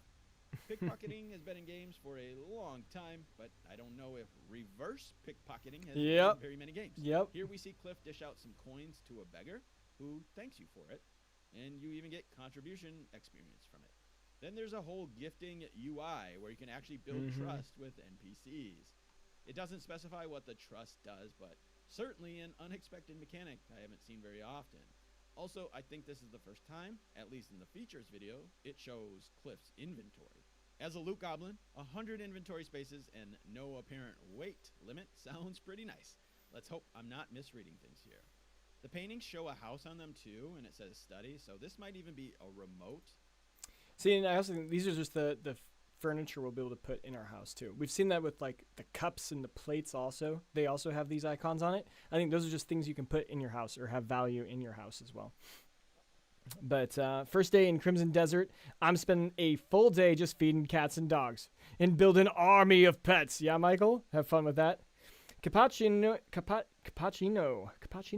If this is the Matrix, for the love of God, please don't unplug me. Let me live the lie. Yes. Yes, I love that. That's an awesome one. I love it. I was saying earlier, like, can we just not have World War III before we get to Crimson Desert? Can we just be able to play this game, before the economy collapses, before global warming takes over, whatever a meteor hits us, whatever possible catastrophes could happen, we'll be good to go. Who does? An army of pets. Yeah, we're loving it. Some things you haven't heard lately, and I'm pretty sure I can comment on the people are freaking out about, is one, storage will not be an issue. I don't think storage will be an issue either, especially with the side quests. You just do more side quests and you can get that. They have plenty of storage in-game accessible. But I have heard people complain. About it because they said that if you try to pick up every grasshopper, butterfly and stuff, it can quickly get full. So I guess you can't 100% pick up every single thing in the game, or it'll be crazy. And yeah, Kensu, we're watching Nick G. I think you were the one who suggested I watch him, right? So yeah, I'm definitely checking him out right now. Reese Summers, people just miss mechanics by not interacting with them or fully understanding them. Yeah. Everyone, hook is to get the dragon, aka wyvern. Yeah. That is true. It is a wyvern, huh? It's not a dragon by technicality. Honestly, ever since like I grew up, maybe like my first dragon movie, I don't even know what that was, but I've always thought just any cool looking reptile like wyvern creature is a dragon. 100%. There's no stealth from the previews, but there is, and you can kill civs, or that you can kill civs, but you can do that. Yeah, there's a couple things that have been a little bit confused there. Can the world stop so we can play this? Yeah, there you go, King. Yeah. Tyrese, what's the thoughtful faces for? Thing, which is even better. Then a couple more examples of requests from NPCs. This is standard stuff, side quests that you'd expect to be in this type of game, and that definitely seems to be the case where there's a lot of them. Both combat and casual ones, like delivering goods. I honestly just cannot wait to stand in a town and just look around. There is so much detail everywhere I'm looking. But to keep things moving along, let me just point out this pirate ship in the background. Or maybe it's not a pirate ship, but you get the idea. It's an old ship. And if you can ride in a hot air balloon, I don't see why you wouldn't be able to hop on this ship and sail around. But we'll see. Right here, the narrator says, meet resident. I cannot wait to go to on this ship Paloon. Paloon. We'll see. Right here. Like, it's just so beautiful. Like the reds and yellows. I don't know, growing up in Colorado, we get the 4 seasons. It feels great to see all of these colors change. I miss it. I guess we get it a little bit here in the UK, but it's just not as powerful and really colorful. The narrator says meet residents, both good and bad. I'm not sure if he's trying to pickpocket you in this. It doesn't really look like it, but after he bumps into you, it gives you the option to grab him before it cuts away. It's hard to tell exactly. It's funny, like he's catching things that we didn't notice, and now we know are facts. Like you can get stolen from, and then you have to go chase them down, beat the shit out of them, and get your stuff back, you know? What's happening here, but the point is there just seems to be so many interactions with random NPCs. And this is like the 5th or 6th type of dog that I've seen. I love dogs, so I'm going to keep the dog army. But dog the army. Variety in this is crazy. It's not just a ton of types of animals, but each animal has a huge variety within from what I've seen so far. And then this. It is a Street Fighter game. People kept saying this was like Street Fighter. Yep. It literally has that mechanic in the game. Unbelievable. I mean, if you guys want to see the actual boxing, I think it was one of Crazy's new videos, Crazy Gaming. If you check out one of his, I think he had it. Pretty crazy. Okay, but Tyrese, you're talking about the trust gain for NPCs. I've actually already noticed that too. There are some items that will be better for some NPCs, and we've seen that in like Dragon's Dogma 2 when you gift them things. Some of them like different items, and so I think if like it's a noble, you give them a painting, they're gonna love it. If it's a peasant, you could give them a plate, and maybe they'll love it. Who knows? But we can definitely try and figure that out because that'd be pretty crazy. I might do a video on it, honestly. Mal. Also on the 18th, we can talk about the other 2 playable characters as well and their details. Yes. Yeah, there's probably a lot to go over there. That would be crazy. I would love to be on the ship sailing around the map. Yeah, that'd be crazy good. Rhea loves the detail. That guy was so smooth on pickpocketing. I'd let him escape with it. Oh, shit. I'm sorry, bro. I didn't mean to bump into you. You stole stuff from me. All right, get out of here. Yeah. At this point, though, you shouldn't be surprised about anything in the game, and that includes gambling. I'm assuming by their names, you'll have different skills. I'm ready for that. Or types of Let's gamblers play. You'll be able to face off against. I've been playing Yahtzee since I was 5. Sign me up. I'll win every one of these. Our pickpocket prompt. We knew it existed, but here is the proof. And we get to see the first glimpse of the crime system. Another thing is you can use your blade to use the reflect skill on that, and you can see all the purses. I don't know if you guys, I've not pointed that out, and I meant to point that in my tips, and I totally forgot. But yeah, if you use the reflect skill, you can see anyone who's carrying a purse, and you can go up and pickpocket them. Something that most people are pretty familiar with. You can see your faction contribution experience going down, so there are some negative Got effects caught. beyond just being wanted and people chasing you. Ooh. But this And you know what? What also makes me think is like stealing from nobles. Maybe they'll have like a large silver pouch. Like this is the first time I've actually read the notification here, but a light copper pouch. So that's probably like literally like a couple copper. That's not worth it probably. You can't wait for the pit fighting minigame. Yeah, it'll be crazy. Neon Samurai. If this game can't run a stable 40 FPS on this game, I will cry in fetal position until GTA 6 comes out. Oh no. I mean, come on, 30 FPS you can still play, right? 30 is okay, but yeah, if it goes below 30, that's where it gets really, really hard. Gwent. What is Gwent? Or do you mean Glint? I don't know what Gwent is. 100% completion for this game will be wild. Yeah, it will be legend. Barryown? Huh? I don't know what that means. I can see completionists to see who can get the highest bounty before getting caught. That would be crazy. Yeah, that'd be pretty cool. I'm sure that they'll, especially with whatever items are that actually build off of notoriety and that scale. If like you get like defense and attack based on your notoriety, that'd be pretty crazy. Are you planning to steal from now, Cliff? Are you planning to steal from now, Cliff? Yeah, I'll steal. I'll steal from anyone. I'll steal from kids. I mentioned that earlier in the stream. I like money. I don't think you'll have to worry there. Gwent from Witcher 3. Okay, I didn't play Witcher 3. Sorry. next shot is next level. Cliff bumps into a guy, knocks his oranges out of his basket, and then steals them off the ground. I have never seen that before. It's really cool. Then it shows you beating on some poor stranger where you're losing trust. And then it shows us what it will be like when you basically have that full 1,400 bounty. Or in this case, it just shows us we have a bounty notice. I'm assuming that the higher the bounty, that might indicate the more enemies that come your way, but it's hard to see. There's not like a regular star system like you would see in GTA. But clearly it gets to a point It's a bounty system. It gets extremely overwhelming and everyone in the faction wants to hunt you down. Then they mention that you can get to a point where you might even have to serve time in jail. Next, we get a glimpse of the hot air balloon with... Dude, I really wonder, like, you know how we see days in the bottom left? What if we, like, literally go on a killing spree, kill, like, an entire city, we get caught, and we get thrown in jail for, like, years. And then days is, like, 700 days. The Gray Main camp is still not built after 700 days. I wonder if there's, like, some other really interesting things that can only happen if you do that. That would be crazy if the devs did that. Like...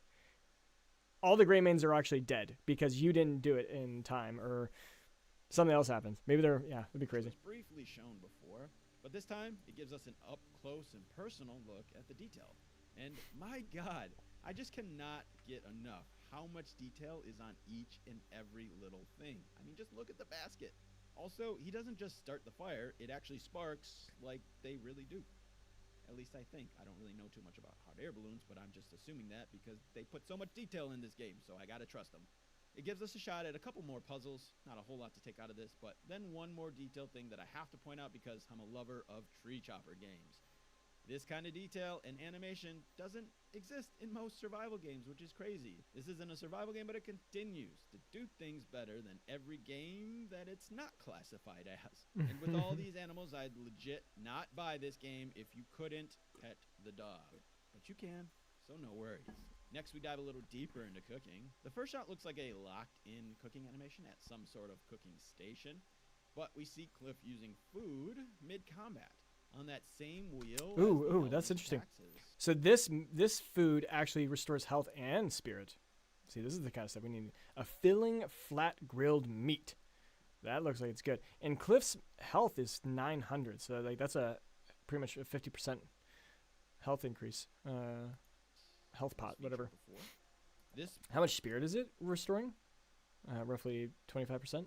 Wow. Specific dish gives noticeably more than what we saw before. Exactly, yeah. So to me, what that tells me is that you'll be able to eat raw or uncooked things for smaller buffs and then cooked meals to make them even more powerful versions of them. And then it also shows down here on the UI for quick access. Okay, what else do we get? Let's see what else there is. Skip. I'm training for my arm wrestling. Jesus, how many more frames is it? Come on. Come on.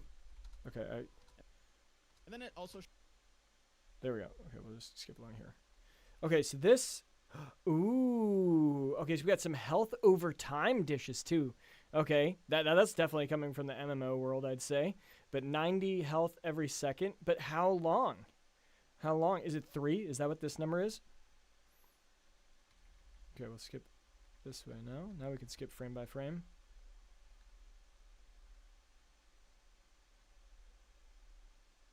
$760. Look at this thing, guys.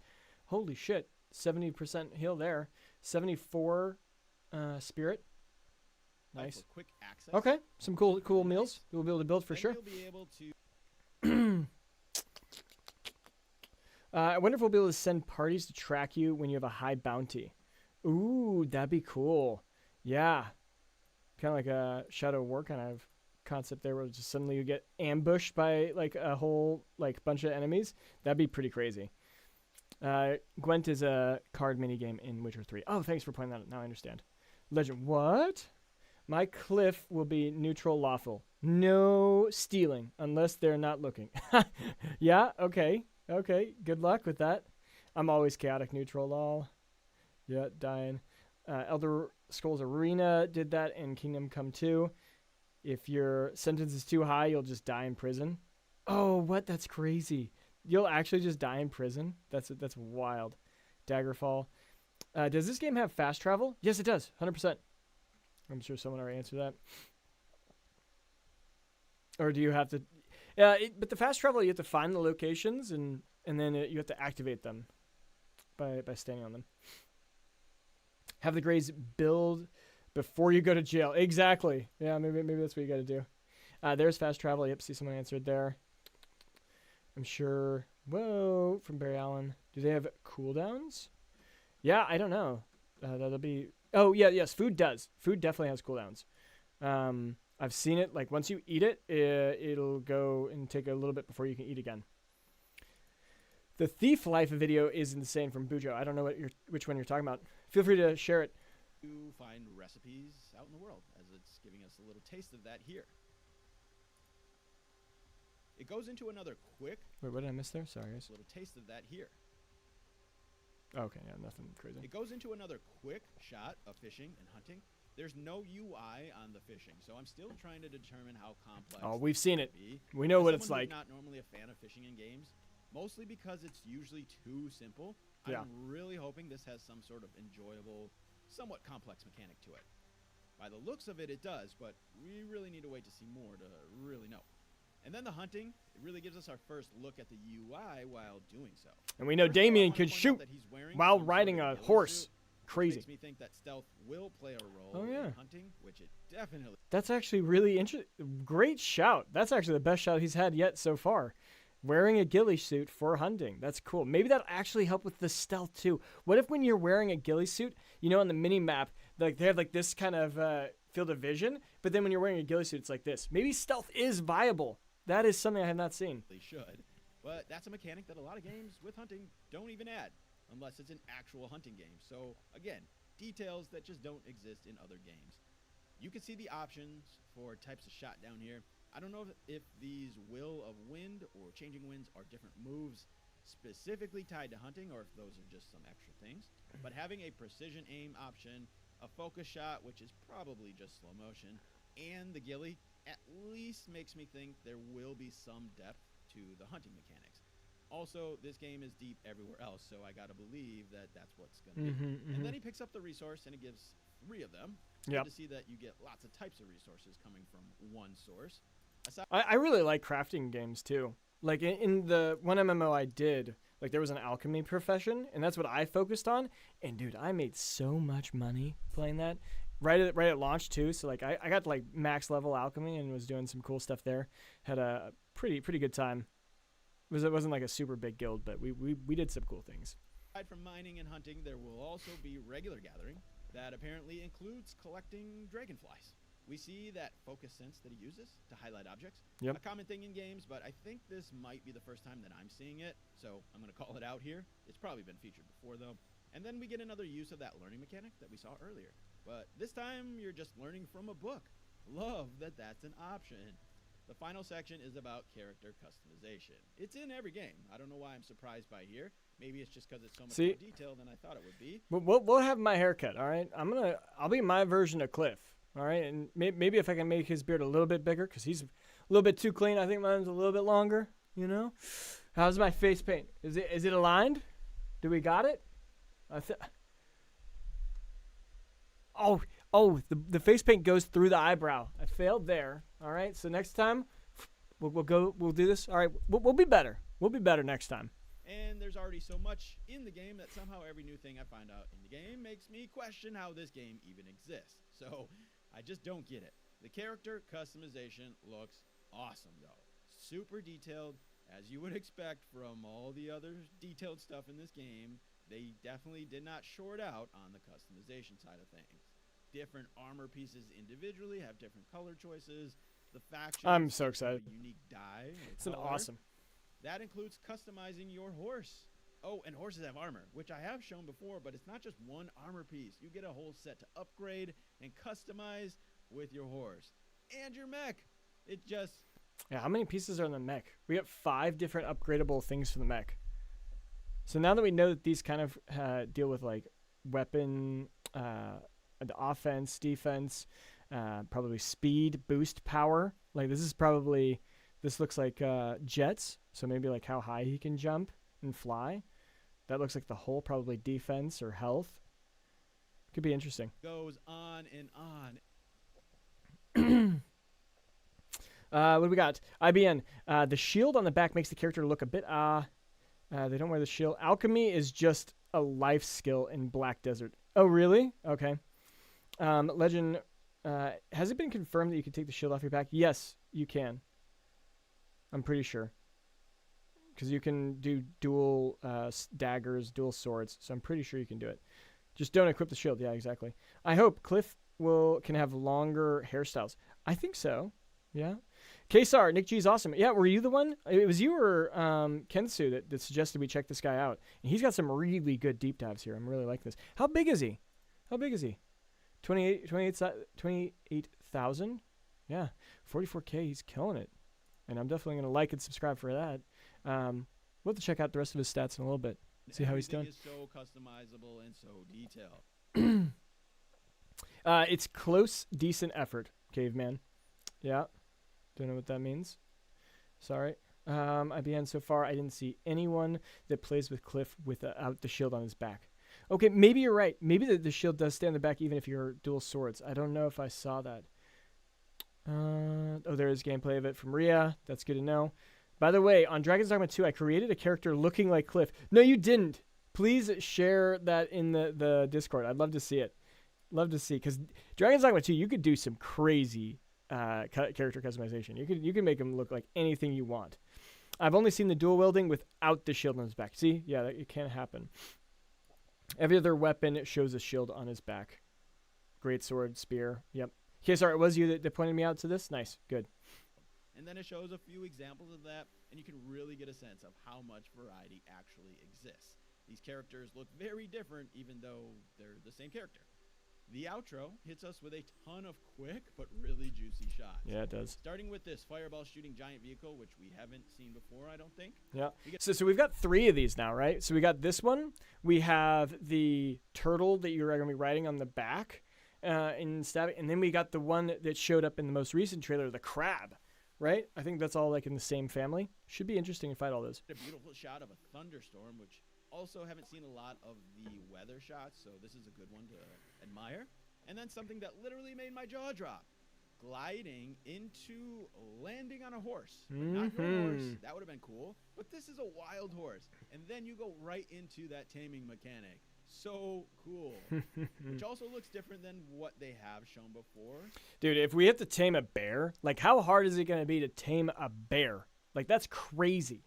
Like, what are we going to do? I'll need, like, your stamina maxed out. Or the dragon. Obviously, the dragon's probably going to have its own, like, quest to do that. And it's going to be totally different. But I'm sure, like, bears is probably going to be a mounting stamina-based thing. I don't know. How do you guys think the mount system will work for other creatures? Because I haven't really talked about that yet.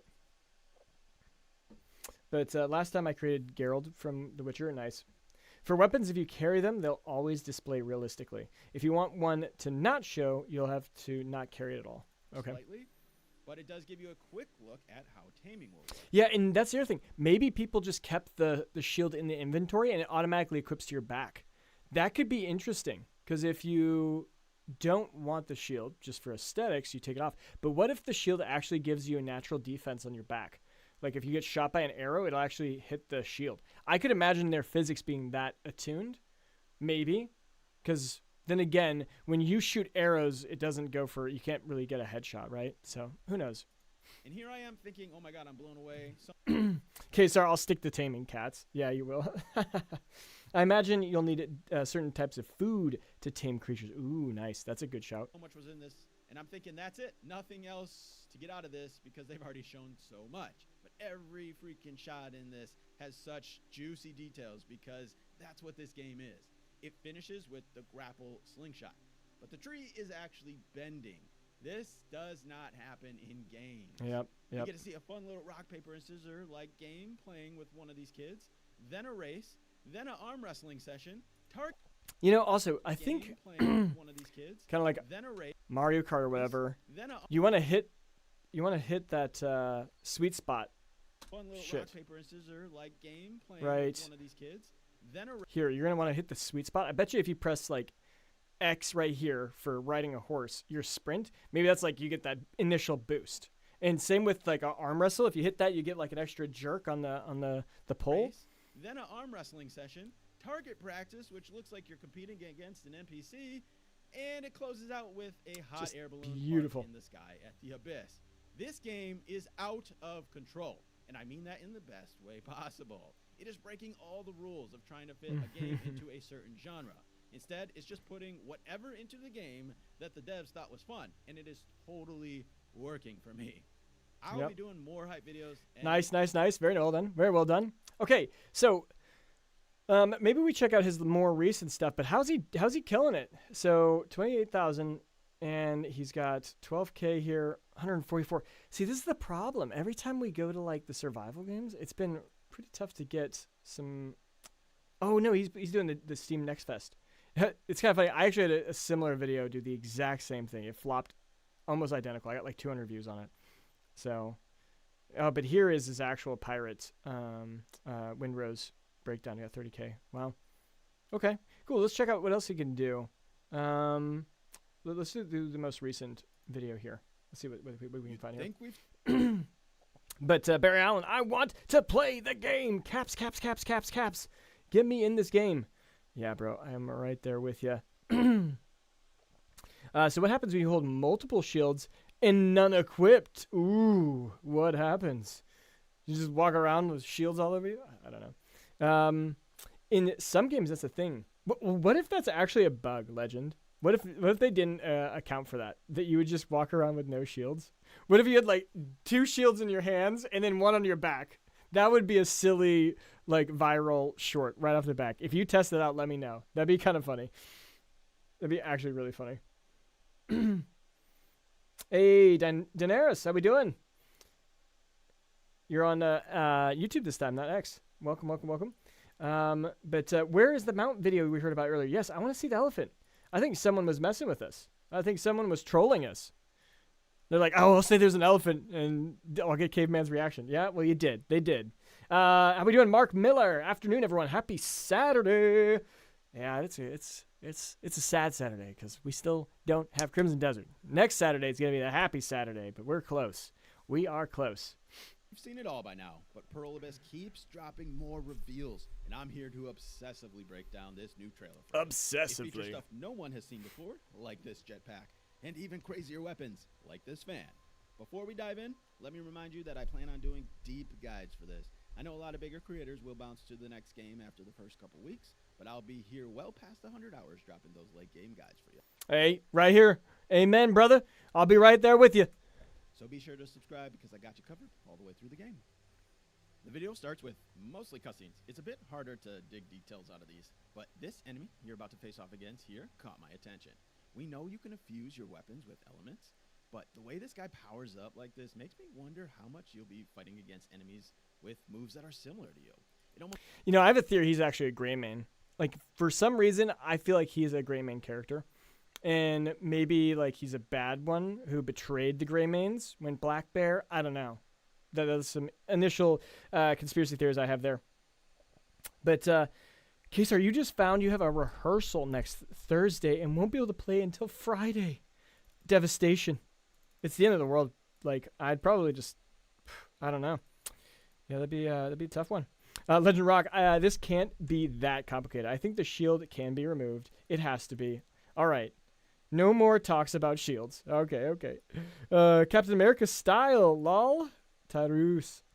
Almost feels like this guy was either a fellow Greymane who's turned bad or Captain America? Are you saying like they're fighting each other or what? against his faction, but it also feels like a very different Wait, did he just say the same faction? who's turned bad or turned No way! No way! He has the same theory as me. What the hell? similar to you. It almost feels like this guy was either a fellow Greymane who's turned bad or turned against his faction. No. But it also feels like No a very way. different enemy compared to pretty much everything we've seen. So I wanted to call it out. They're just That's crazy. Nick G, I gotta say the same. I gotta comment that. Yo, great vids, and I thought the exact same thing about the guy with dual swords. Dude is a gray mane, right? All right, so you guys can see how bad I am at typing, one, and I can't spell either. Crazy. Absolutely crazy. So happy to see someone else agree so with that. many monsters or heavily armored enemies like you'll see in the next shot. Every other fight and enemy that I've seen feels a little bit different looking of a character with clearly different aesthetics than you. But this guy just looks like another Cliff, another Greymane basically. So it has me curious both from a narrative standpoint and if there will be enemies who fight similarly to you. That'd be kind of cool. Next, we see another new boss, at least one that I haven't come across yet. This has such a cool look to it. It has the same mechanical metal style as that metal dragon that you've probably seen featured for a while now. So it has me thinking this will be coming from the same faction or something to do with that boss tied together in some way. But you can see this fight is taking place You see he's doing the evasive slash here, and he actually it looks like he's negating that whole in damage. the Abyss. At least it looks like it does. Spin. Based on these structures. So it's well known the Abyss will feature a ton of puzzles, but this kind of makes me think that that's not all you'll be doing up in the skies. Unless this actually isn't taking place up there, which may be the case. But what I also notice that's interesting is the look of the room. Even though it is mostly looking like the Abyss, I don't recall seeing these gold pipes. These have more of that look of the faction. So I might be reading into nothing. Probably am, but I feel like it's going to be very relevant to what's going on in the story. Next, we see some horsebacking. The first shot I like, it's because it has a very different look to it. We've seen the grassy areas, the castles, the desert, the abyss, and the snowy mountains, but even after all we've seen, the landscape here still looks varied in this shot. The color's not the orange rocks like the desert. It's not dark gray stones like the mountains. This honestly feels like a whole new area or an in-between area, which will probably make the transition from biome to biome. I think that's what it is. In each of these horse riding shots, you can notice the differences in horse armor. We already knew that was a thing, being able to customize and armor up your horse, but it's something that I'm super excited about, so I just wanted to point it out again. I love the animation right here. She has to stand up to pull the gun off her back and then lowers back down, but not down to a full seat to fire it. It looks like she's up on one knee. It just looks so clean. Next, we get another look at the stone crab boss fight. This one was featured long ago, and I believe creators got a chance to fight. Wait, this was featured a long time ago? I don't think we've seen this one before this. Too, so you can probably find some detailed videos out there on this one. I think we've seen like the resources on it. I Maybe I pointed out missed that. a lot of details in these videos, but I don't think that I've seen a more unnecessary but satisfying thing to me than this: the grass. Hey, Grass particles. true. I just cannot get over the tiny little details in everything that I look at. This isn't unheard of either in games, but when you think about all the other things in this game, it's like they left out nothing. Up next, we get a really cool move that I haven't really seen anywhere else in the game yet. Yeah, exactly. Wrestling. When I saw that move, I was like, wow, that is a crazy good move. But what do we got? Tyrese is saying is Steve Rogers style combat. The betrayal, right, Legend? Are you on us? Are you with us on the conspiracy theory? What do you think? Reed Summers, I mean, he is wearing some sort of old beast main, like gray maze of beast main. Yeah. You can't wait for this game. Yeah, Mark. Yeah, we're getting so close. We are getting so close. He's confusing it with another one of the moss-covered shell. Exactly. Okay, that's what I thought. You definitely seen it a few days ago. Okay, so you watched this? Nice. And hand-to-hand combat is pretty robust, but right here, it's not really either of those. He just straight up does a ground stomp, kind of like the Hulk, that knocks enemies back. Excited to get my hands on that one. And someone was pointing out right here. I got this comment. Like, look at it. He broke the guy's legs off. Like that's his feet, but it's actually just the boots falling, so you can loot him. But that's crazy because he's basically one-shotting those guys. It is kind of funny. Could you imagine like the shockwave comes and he just knocks your legs off? That'd be insane. That'd be so painful too. No thanks. Or feet rather, and then a fan weapon. With all yeah, we already talked about the game. It's amazing how I can still. And this is still the coolest. Like he was mentioning animations earlier, but this is the coolest animation right here. So as we see this guy's coming right here, and if we just, I actually gotta go on slow speed for him. This guy is running in perfect. It's just like whoosh. And it just pulls him away. It looks so realistic. Like, how did they have so many animations that he was already like mid-run, mid-drawing his sword, and then it just pulls him away? That's the coolest like animation I've seen. They really went all out on animations here. Absolutely crazy. Yeah, we've seen the crab before, but from a very different angle. He'd have to grapple up on its back, break the pieces of shell. I'm pretty sure that's a different one. I think the conspiracy theory could be true. Not everyone will want to go back to being a gray main. Ooh, that could be it too. Gray mains just go, no, I don't want to be a gray main anymore. I want to be my own thing. That could be a possibility. I'm sure there will be those that don't want to rejoin or switch. Yep. The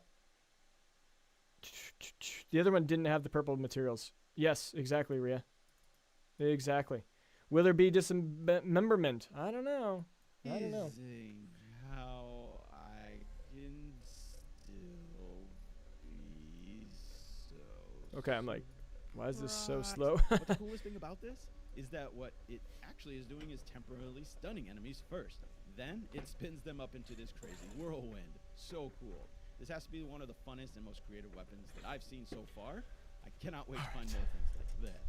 Up next, it shows us a couple cool shots of the characters using their moves. What I notice here, though, is that another instance of how different this character looks compared to how we've seen her before. Even though you're only playing with 3 characters, it feels like there's so much customization. Even within those 3, there's just going to be so many ways to design your character's look. Because I'm pretty sure that you can dye their hair, because this girl definitely had black hair in other videos. Then it shows Cliff, and what a beautiful shot this is. We already know you can infuse your attacks with element. But it's such a cool shot. It really how is. Good that looks here. With it looks so the good. Sword lighting up. And what really catches my eye is what Cliff is wearing. This wolf mask. Mm-hmm. Can't say I've seen that one before. Nope. But since I was just talking about customization, this is exactly what I'm talking about. Then a train. I mean, it is going through the desert, and people have already been comparing this to Red Dead Redemption 2, so it's inevitable once this game comes out to see even more comparisons. But I just love the way that it uses the train. We've seen it plenty, and I have talked about it quite a bit as well, how good the move. I mean, it's just crazy how the grapple works, right? Like, we're going to be able to grapple so many things in this game. One thing that I've been thinking of on the Whitehorn, or the very big bosses, can we grapple to them, mount them, and then start attacking them? Because that'd be a cool feature that Dragon's Dogma didn't even have when we were playing that either. That would be pretty cool if that's the case. Mechanics are the horse jumping into you jumping off the horse into a grappling to get onto the train. That's how Cliff boards a train, and it's so cool. It's fun. It's dynamic. The movement in the game is something 100%. that I'm personally looking forward to, probably more than anything, just because that is such an important element to me in combat games. And it's going to be exceptional for traversal in this ginormous world. This train definitely has... Bro, what other games did he cover? Like, I'm really liking his personality. Like, I feel like he's like this. We're the same person, and he wants to cover Windrose at the same time also. I was playing Avatar before this, only getting like 2-3K views. Oh no, he got some big ones. What else? Pal World. A lot of different things he's bouncing. He's trying to find the game to make him bigger. Yeah. Well, what's his biggest video? Let's see. Okay, Avatar. Yeah, so he did Avatar big. 1.7 million. Bro, he hit the gold mine there. Yeah, awesome. Well done. Similar vibes to that airship that we saw in a previous video. It even has a propeller, weirdly, but it is a cool design choice.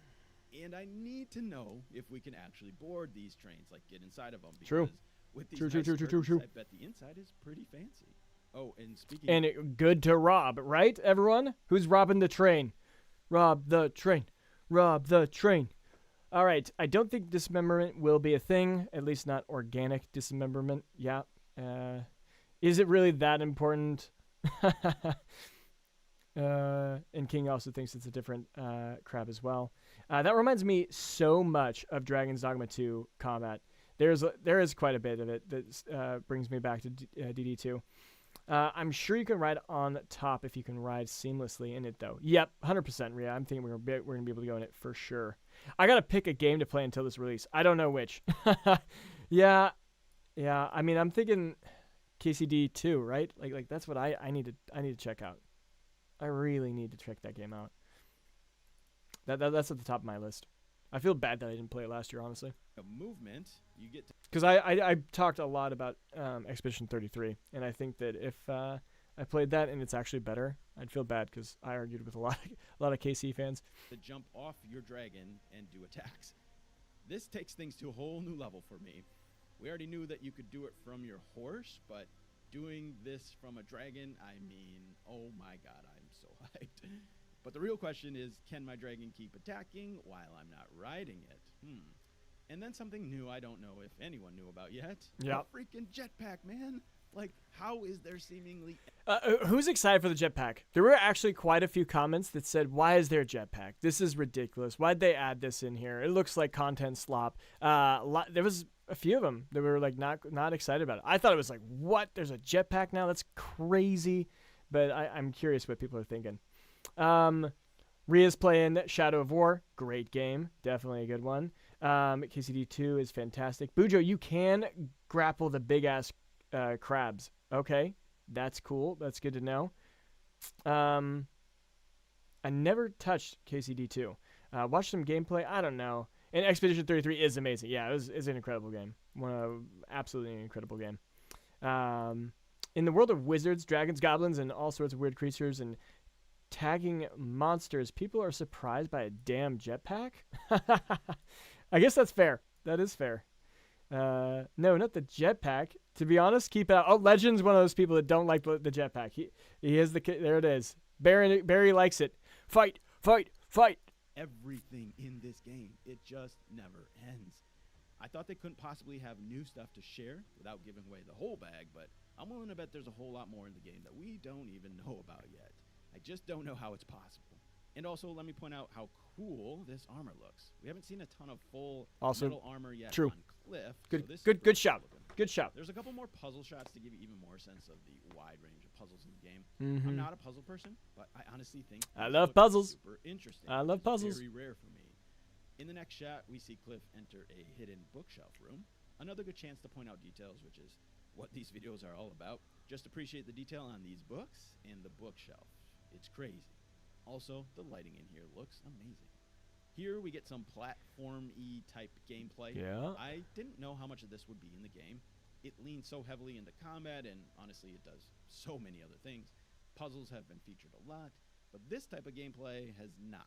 So it kind of has me thinking there will be more of it than I was expecting, especially because we get 2 back-to-back shots here where you're navigating these obstacles in what feels like a dungeon, which is another thing to point out. It was a very different aesthetic than a lot of the other things that we've seen. It definitely looks and feels like a dungeon, but not in the traditional sense. This is more aesthetically fitting to this world. Then it brings us into another boss fight. I don't think we've seen this one either, but what I thought was cool is the move that Cliff uses. Hey, is he going to point out that it's the same as the boss? This was so cool when I saw that too. I definitely pointed that out in my reaction video. Like, he literally learned the same ability as the enemy. It's not a regular jump. It's not that magic hands boost. At least, it doesn't look like it. He just appears to hit the ground and launch himself up in the air. Seemed slightly different than the other things, so I wanted to... Oh, he didn't catch this. It's literally, he's just copying the boss's move. They're literally doing the same move to each other. Call it out. Then into 2 more boss fights. We have seen these ones before. just some very quick shots with another chance to see them from a slightly different view, but not too much to pull from these other than they look great. And then it finishes with another absolutely gorgeous shot of a dragon at night. Something is going on with these towers. They almost look magical, the way that this looks underneath. Either way, this is one of the most beautiful shots, in my opinion, at least for me personally, so far. I just cannot wait to fly around on my dragon and record everything in sight, especially while doing it at night, because it looks so will good. be good. All right, that's it for this one. Let me know what you're most excited for Hey. first in Crimson Desert. Good video. Good video. Good video. All right, what do we got? Wow, okay, you guys actually brought a lot of comments here. Let's go. Lol, riding dragon, okay. Jetpack, not really. Okay, yeah, Don't's not a jetpack fan, yeah. King Ghost wants the jetpack. Kensu, different hermit crab. Yep, okay, good. Yep, I agree. Different one there. Legend, I don't like the jetpack. I was barely okay with the mech suit. I mean, Legend, I'll be honest with you, at the beginning when I first saw the mech suit, I'm like, well, that just doesn't fit. It doesn't fit. But, you know, the only way you make a new game that actually kind of changes the narrative of does it fit or not is you have to push it and then see if it feels really abrasive when we play, then we'll know. But as of now, I'm gonna try and keep an open mind for it. I think that the jetpack looked cool. Now that I've accepted that kind of genre is in here, the steampunk kind of feel. But yeah, it's definitely something that I wasn't 100% backing either. All these hermit crabs are directly brought in from Black Desert as well. Are they, Kensu? Okay, wow.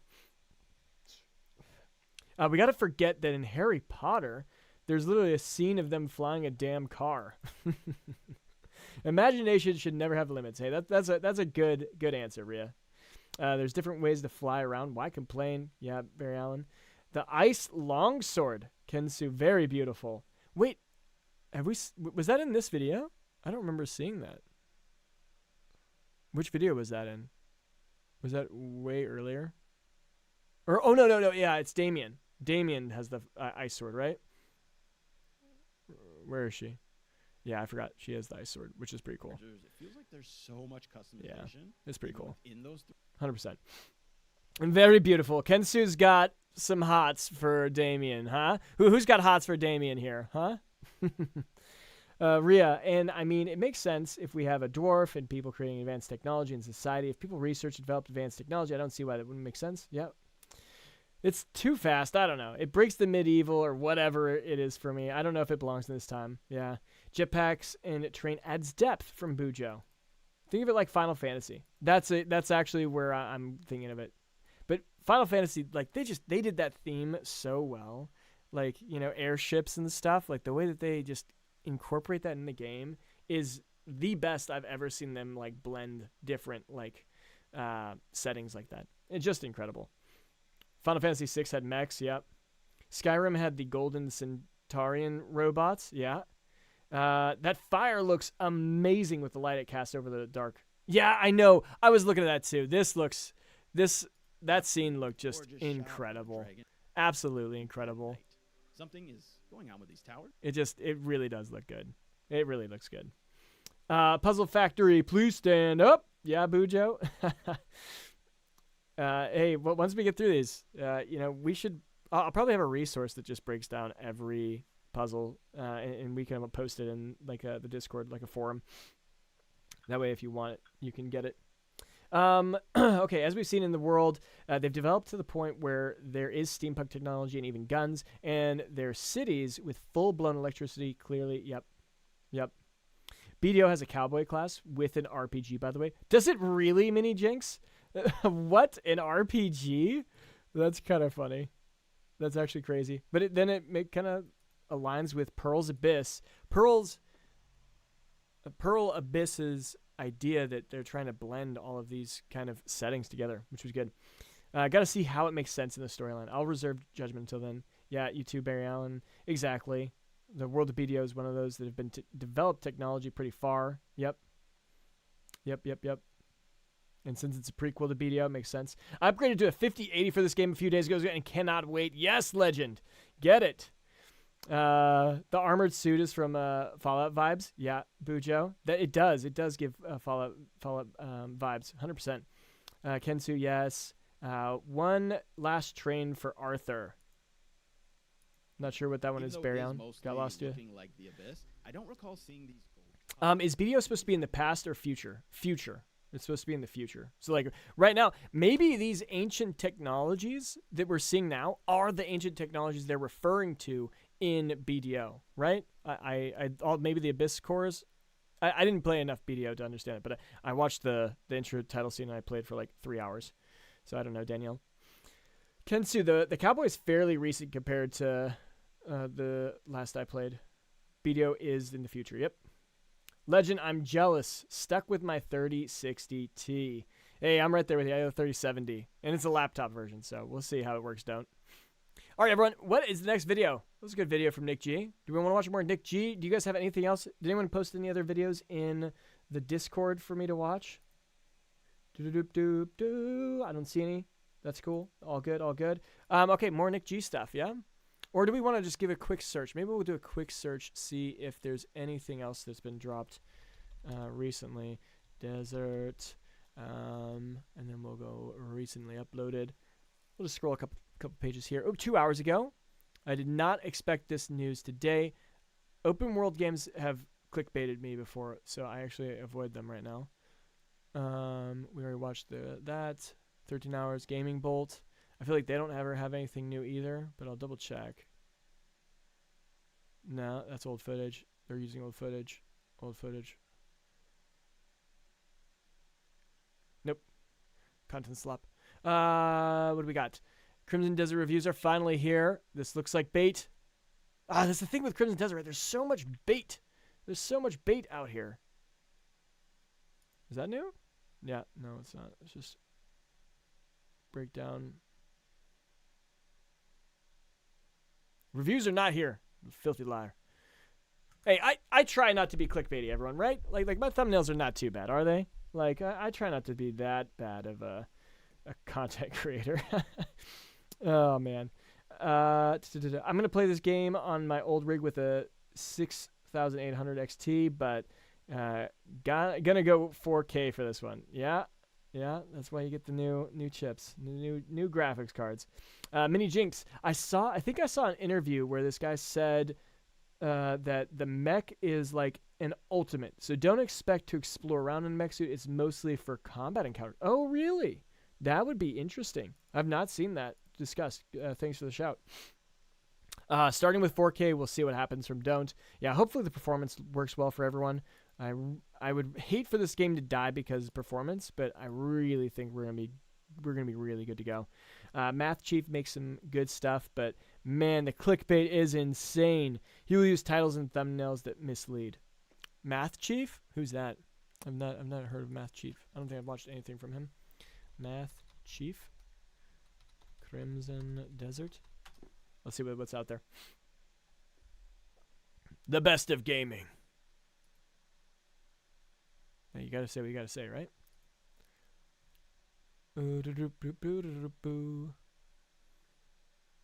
Oh, that's literally the one I was just looking at. Damn. Okay, but he does good content. I mean, that's the thing. Like a lot of those people are massive that I've said are content slop recently, but I mean, they got there making good videos. They'll hook you in, and if you're not someone who literally watches every video like we do, then yeah, that's totally fine. Wait. How is it going, everyone? We've got some new Crimson available to you. Does it tell us what the stats are for this now? Again, only on PlayStation 5. If you are looking to buy a physical copy, nope. Okay. I think we might call it their team. I think this is where we're gonna call it. Might be an early one tonight. Sorry, team. This is the one that they baited me. This literally made me not want to like watch their videos again. Because they're like, oh, early review after 50 hours. That's not their 50-hour footage. Bothered me. Absolutely crazy. We already watched that. Leaked. Review leaked. But it's not perfect. What's this? Crimson Desert review just leaked. Someone who was personally invited by Pearl Abyss to test the Okay, game it's went on literally an AI voiceover. That's not good. After 50 hours of play and deleted the video right after. Too late. Blah. Good God. Yep. I think that's it, everyone. I think we're gonna call it. It has been. Oh wait, we got one. We got one. Manuel, how was Crimson Desert born? I think we literally we got auto suggested that, and I skipped it. Yes. Okay, you think it's good? Oh, seems. Is it good? Let's check it out. Okay, what else we got? All right, he will use. Okay, but there is gameplay of free flying in the mech. Oh, okay, there is gameplay of that. Okay, you get the mech from side quest that is missable, apparently from King Ghost. That'd be interesting. At the top, you just looked at it. Yep. Not sure if you talked about the de novo that was just added, was revealed to us like yesterday. Yeah, but it's nothing. It's a nothing burger. I'm sorry, but like I don't think that matters at all. Like from what I've heard, all this footage was with the de novo installed, and the DF Forge guys came out and said stuff saying that it didn't affect their playthroughs at all. I don't know. Maybe that it's a different form of de novo. Oh shit! Did I just fuck up my paint?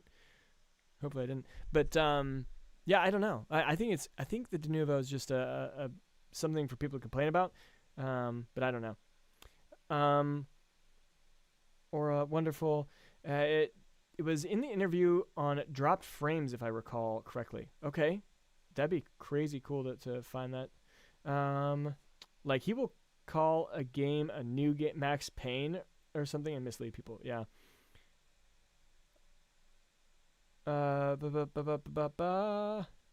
Looks like we're still staying around, everyone. Hey, what's up, Ash Santix? Hello. Welcome. Base take on Lenovo. Yeah, I'm sorry. I guess that was a little aggressive there. I literally went and researched it right after that. I ended up watching a whole bunch of videos showing like Lenovo actually did destroy some games on launch, right? Like there were some terrible games that were really struggling. But we've seen all the gameplay, and we've seen it, Digital Foundry showing all of the footage with it. From my understanding, if that's the case, there's nothing to be a problem. And as long as the frames are good, that's the only performance issue. The only valid argument I think it has is if you want to play offline. Like, and that's something that is more of it's been a consumer's right issue for a long time. Not being able to play a single player game offline is stupid. And if that is your argument, I'll get behind you on that because it's ridiculous. What else we got? I'm on the fact is nothing burger. Yep. I don't think it will be nothing, but you see everyone panicking about it. Got me worried. Yeah. UFC tonight, Grays. Yeah, you like the UFC, boy? Good fight. You want to give me a tip? I'll put in some bets. And people getting mad about the discs. I get, but remember, we can only fit 77 total gigs on a single disc. Yep. I mean, that's the same kind of issue, right? Like, it's not, you don't have rights over it. It's a live service. Yeah, it sucks. DF never mentioned it was on the system. I think they would have mentioned it. Yes, they did in X. They actually had like literally giant like swarms of people rating them on X. And then I saw a quote retweet of Phil saying that the PS that they were sent had the same de novo that was on it. But the only possible thing I think could be an issue there is that the PlayStation that they were sent was just kind of weird. Like, why would they send you a brand new PlayStation? But maybe they didn't want to have any issues of like maybe your PlayStation was old or it had other potential issues that could cause bad review of Crimson Desert, and they just want to make sure it was totally clean. I don't know. All right, let's see what this is. Crimson Desert is almost here. Years of waiting. Delayed. Okay, but who is this guy? Who's Dai Kim or whatever this is? That tested even the most patient fans, and visuals that make you stop and think, how does a studio actually pull that off? The answer doesn't start with Crimson Desert. It starts with the man who built the company that made it possible. Oh, okay, so that's the founder? Before Pearl Abyss was a well-known game studio, it was 10 people in a room with a dream, and a founder who had already spent a decade learning exactly what kind of developer he wanted to be. His name is Thievery Kim, and if you want to understand the ambition of Crimson Desert, you first need to understand him. Okay, I can see this getting us pretty pumped. This is gonna be a great video. I'm excited for this. See ya, Ash Santex. Have a good night. Okay, and he is the CEO. Yep. Kim was born in January 26th, 1980, in Wando, a small island city on the southern coast of Korea. Like most kids in the mid-90s, Kind of cool. For anyone who doesn't know, Kim was born in January 26th. Was over here somewhere. Pohang. That's where I was stationed when I was in the Marine Corps. Was there for a while. 1980, in Wando, a small island city on the southern coast of Korea. Like most kids in the mid-1980s, young Kim spent his afternoons at the local arcade. Games like Street Fighter 2, Samurai Showdown, and Wonder Boy weren't just fun to him. They were the beginning of something bigger. At home, on the family's old computer, he sank hours into games like Romance of the Three Kingdoms and Dune 2. And when a game called SimCity 2000 came out, it was too powerful for his machine to run. So he ran to his friend's house day after day just to play it. He wasn't just having Who else had that kind of situation in life where you had to go to a friend's house to play certain games that you wanted? Like, I know I was at PlayStation, and my best friend growing up, Wes, he had the Xbox, and my other friend Austin, and my friend Yuri, they all had Xboxes at first. So I'd have to go to each of their houses, be like, "Hey, bro, are you free? You want to play? You're busy? Okay, next." And I just call my next friend down the line, and then I'd be like, "All right, cool, I'll bike over now," and I'd go bike over to my friend's house, and that's where I'd go play. And then eventually, I got the Xbox, and I had like an entire basement to myself, and so then everyone would come to my house, and we would just have sleepovers, play until like 4 a.m, screaming our little lungs out, and then you'd hear the upstairs, and it's my parents. My parents are coming for me, and then you hear, my name, and then they're like, "Hey, where are you? Why are you still awake? Why are you guys screaming at 2 a.m?" Oh man, good times. fun. I don't know if anyone else has that. He was falling in love with what games could be. The real turning point came in middle school. Kim's tutor was studying computer engineering in college, and his tutor told him something that changed his life forever. If you want to make games, you have to learn how to code. From that moment on, his free time was dedicated to programming. He was so into coding that when his computer broke, he literally wrote code by hand in a notebook, running the programs in his head. I'm going to skip to his first game. At Gamasoft, Kim was put on a project that would shape the rest of his career. A 3D MMORPG called Real Online, short for Risk Your Life. He started at the very bottom. His mindset was simple. Whatever they asked him to build, he'd build it. But the gaming industry in Korea in the early 2000s was a bit messy. People kept leaving and teams were unstable. And by the time the first beta test for Real Online was coming up, something unexpected happened.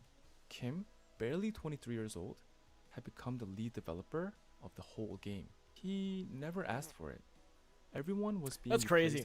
Like 23 building your own game. Like that is a dream that I had.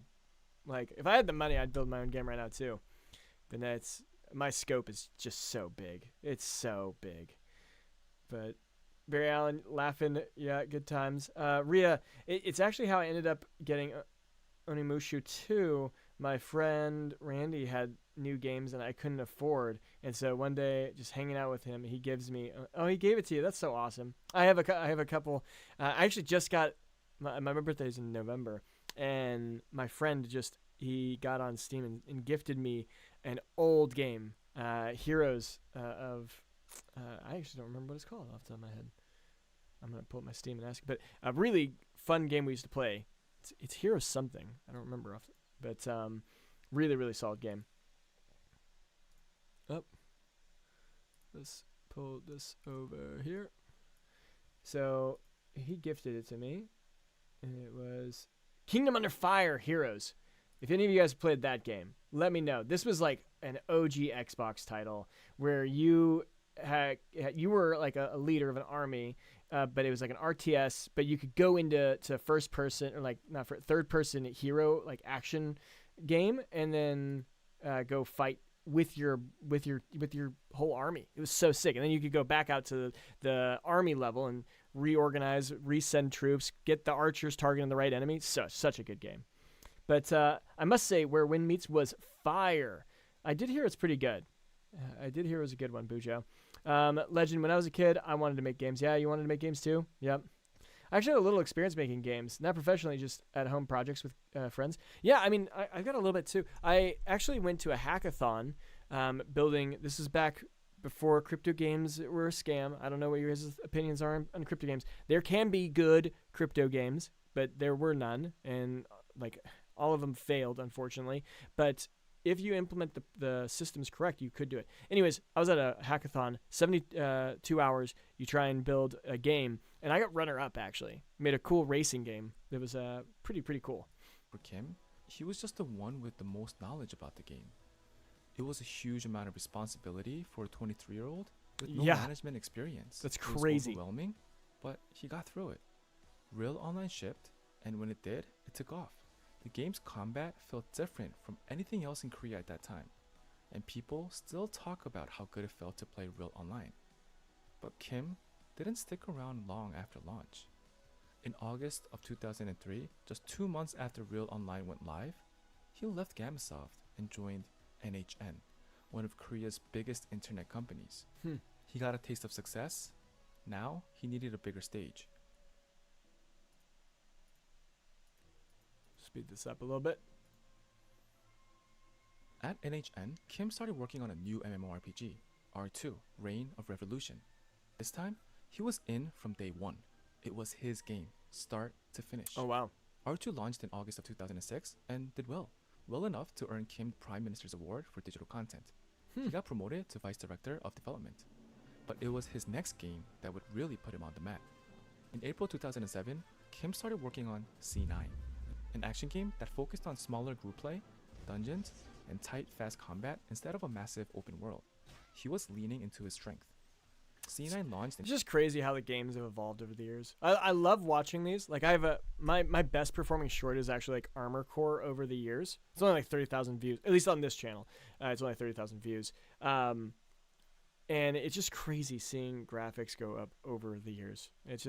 It really is nostalgic. Like, I imagine anyone, especially the older guys in the audience, like you guys have seen some crazy changes in gaming over your life. I can only imagine how it'll still change over ours. I really wonder, what is the craziest thing that are going to happen in the future, guys? What do you think is going to happen? But yeah, Rhea, you made a shooter called Enter the Chaos. It was a simple boomer shooter. We managed to make 3 levels, though. That's awesome. Congrats. That's really cool. I used to hear about this game and get mad. It wasn't available in the West. Yeah. Combat looks pretty cool right here. Yeah, if you were talking about this one actually looks really good. In August 2009 to huge praise. Over 420,000 players logged in on the very first day. By the end of that year, it swept the Korea Game Awards. Awards for graphics, characters, sound, best game, and best developer for Kim himself. At 29 years old, Kim was one of the most well-known game developers in the country. Wow. Despite his success, something felt wrong again. Even with all the awards, all the praise, and with thousands of players loving his games, Kim wasn't happy. Not with the games themselves, but with the situation around him. The longer he worked at big companies, the more he felt like developers weren't being treated as creators. They were being treated as technicians. He had all these ideas for where C9 should go next, but those decisions were increasingly being made by business teams and executives, not the person who actually built the game. After nearly 10 years and 3 hit games... And you know what? Like, that might be the biggest issue with the industry. Is just like, now it's about, okay, you have to pitch a game that you know can resonate with an audience. You have to be very specific on what mechanics and what systems you're going to be wanting to implement. And you have to have like numbers to back each of them. Like, this is going to bring in this many people. This is the ROI on the development hours we're going to put for this part of the game. And that just, it makes it really tough. That's why I feel like the games that should be successful are the ones that you have unlimited money to do it, unlimited time, and you're able to make something that really pops. I don't know. Just thoughts on that.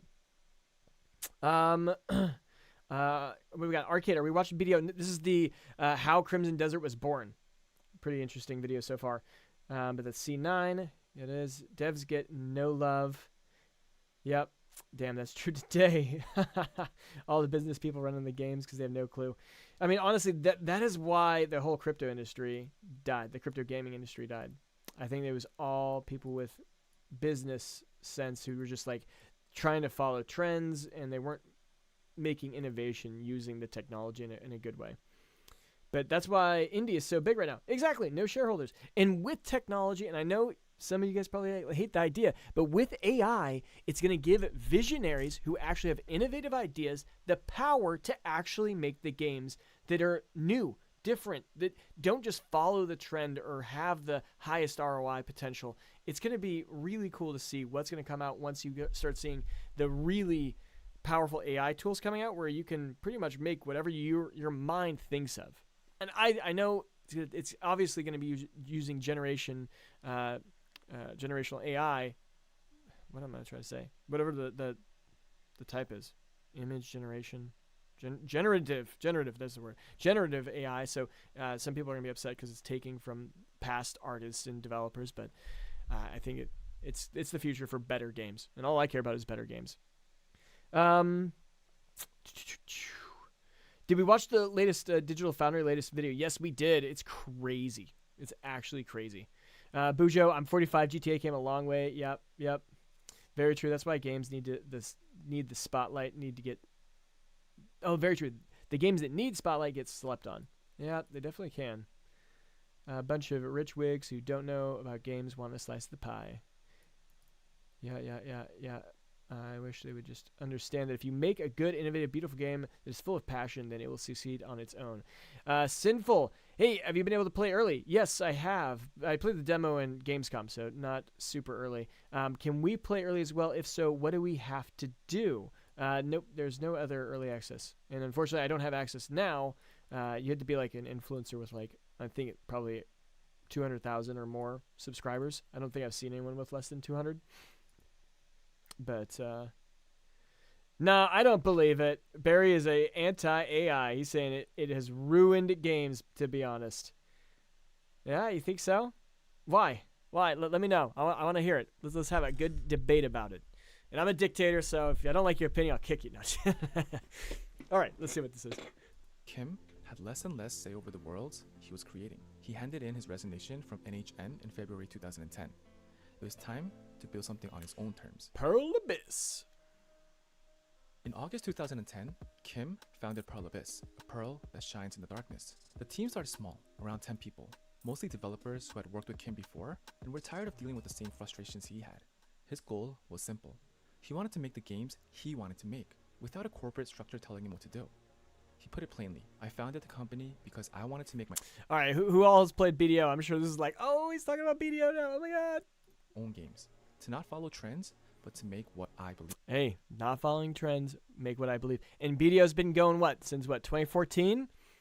Weekly updates, solid base. A lot of you guys, some people have over 2,000. That's crazy. That's absolutely crazy. But what else we got? Kensu, the disc games are also gated to universal release date. Yep. I think Kensu's probably a little bit behind us. Potentially, or maybe not. AI can be a useful tool, but the moment you start relying on it heavily, is the moment you lose authenticity. Maybe. AI has ruined a lot of stuff. I think that people are using AI that don't have a clear vision. They're not visionaries. They're just like, I don't know how to write this, so can you write it for me? Instead of using it to speed up their process to build what their vision is. I think you get smart people using AI, and it makes truly impressive things. Sinful solution, understandable. They want people with more reach. Not 100% which one that is, but over 80 hours. Is that in BDO, I'm guessing? Yep, long time. I just watched your 30 tips video, Sinful. Hey, happy I could help. Hopefully it's going to be good. Legends got like 1K hours. Jesus. Mini Jinx, you? Yeah. 5K hours, Fire Kingster. What do you do? What? 2,000 for you? Oh, we got the crew in here. You guys are playing. This is wild. Wild. A pearl in the abyss. I never put 2 and 2 together. Ha ha! That is fire. That's funny. Just look at how Bethesda and Starfield turned out when they started using AI to create thousands of planets just to be empty. Once again, they didn't know what they wanted those planets to look like to be impactful. I mean, if you play No Man's Sky, right? No Man's Sky looks incredible, and most of that's AI generated. Or maybe not generated, but it's procedurally generated. And it's now doing incredible. It's come back from the dead. Like that thing was struggling to get traction, and now it's a really impressive game. And with their next game, what is it? Light No Fire? Dude, I'm jumping into Light No Fire, and I think that's going to be an incredible game. I don't know how much of AI they're going to be doing, but so many people are losing their jobs because AI is better. I think is that a question to me? Is it better, or are you trying to state, that it's bad for people? Yeah, I mean, I think that it's time to just, people need to upskill. They need to learn how to use AI properly, and the people who can use it to multiply their output. Like, I use AI in so much of my stuff that it helps me get content out a little bit faster, a little bit quicker, and I think that it's an important way to do it. And I don't think my content quality has dropped, but maybe it has. Go to bed, Gary. Yeah, Bujo? Legend, I played when it dropped in the West for a couple months. Okay, nice. 10-year MMO. People have their way more than me. That's crazy. Who has more than 5K hours in it? Like, my biggest game is League of Legends. I probably have like 2K in that. And I've been playing since 2013. It's not exactly the same in that scenario because they use procedurally generated tech. Yeah, exactly. It doesn't rely completely on AI, but you was just the assistance. Yeah. Mini Janks, it's easy to do because you want to say 100% every job and discovery in the game. It's about a decade-long grind. Some folks are barely getting there. Wow, okay. It's just, that's how long it takes you to do everything? Yeah. I mean, MMOs are meant to be that way, though, right? Like, they're infinite grinds. It's pretty different now. Love the new catch-up stuff and quality of life changes. Okay, nice. Hey, I should be used as a tool to assist things, not be a crutch. Maybe. Sinful, the NMS is pretty dang good now. I'm excited for Light... Oh, yeah, No Man's Sky, yep. And I'm excited for Light No Sky. Yeah, exactly. Have you heard any insider news on it? Bro, I got 5,000 subscribers, or almost 5,000. By the way, thank you guys all for being a part of those 5,000. We're about to hit 5,000, and I'm going to lose my shit. It's going to be awesome. That's just start. It's just the start. But yeah, I don't have any insider news. I wish. I'm going to reach out to them and try and get early access as soon as I can. But I'm just a little bit small. But this getting the last couple videos up and them doing well is pretty good. I'm hoping to have a couple videos pop off over at least 100,000 in the next couple weeks. We have to. We have to make those marks. We will. But I usually never put more than 100 hours into an MMO. I prefer single player. Yeah, Rhea. Customization is my big thing. Personally, I make furniture, building houses for fun. So many places you can buy everywhere, and I'm a builder at heart. Yeah, well, AI is not going to be taking your stuff away too easily. I say I started in 2018, but there's probably 16. It was early on the JP server. Nice. So Kensu's got a lot of hours in there too. RuneScape I've been playing for 20 years. Yeah. I'm so ready for basket vendors, table vendors, candle vendors. From 2018 to 2022 alone is insane hours. Yeah, who was the 2018 to 2022? Oh, that's what you're saying. You put in a lot, Kensu. Yeah. Yeah, I like single player games more, or competitive multiplayer, like hardcore, like League of Legends. But having creative freedom is one thing, and having the tools to act on is another. When most game studios start building a game, they use an existing game engine like Unreal Engine or Unity that handles a lot of the heavy lifting, so developers can focus on making the actual game.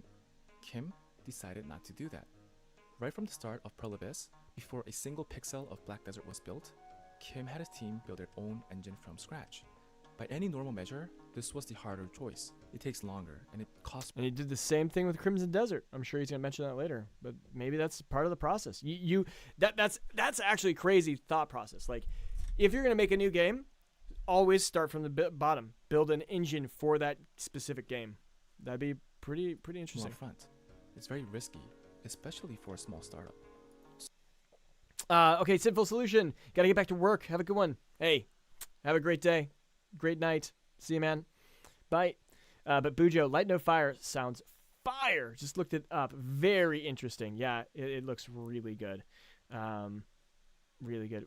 Wait, you have 6,000 hours in Elder Scrolls? What? That's wild. That's actually wild. New single players.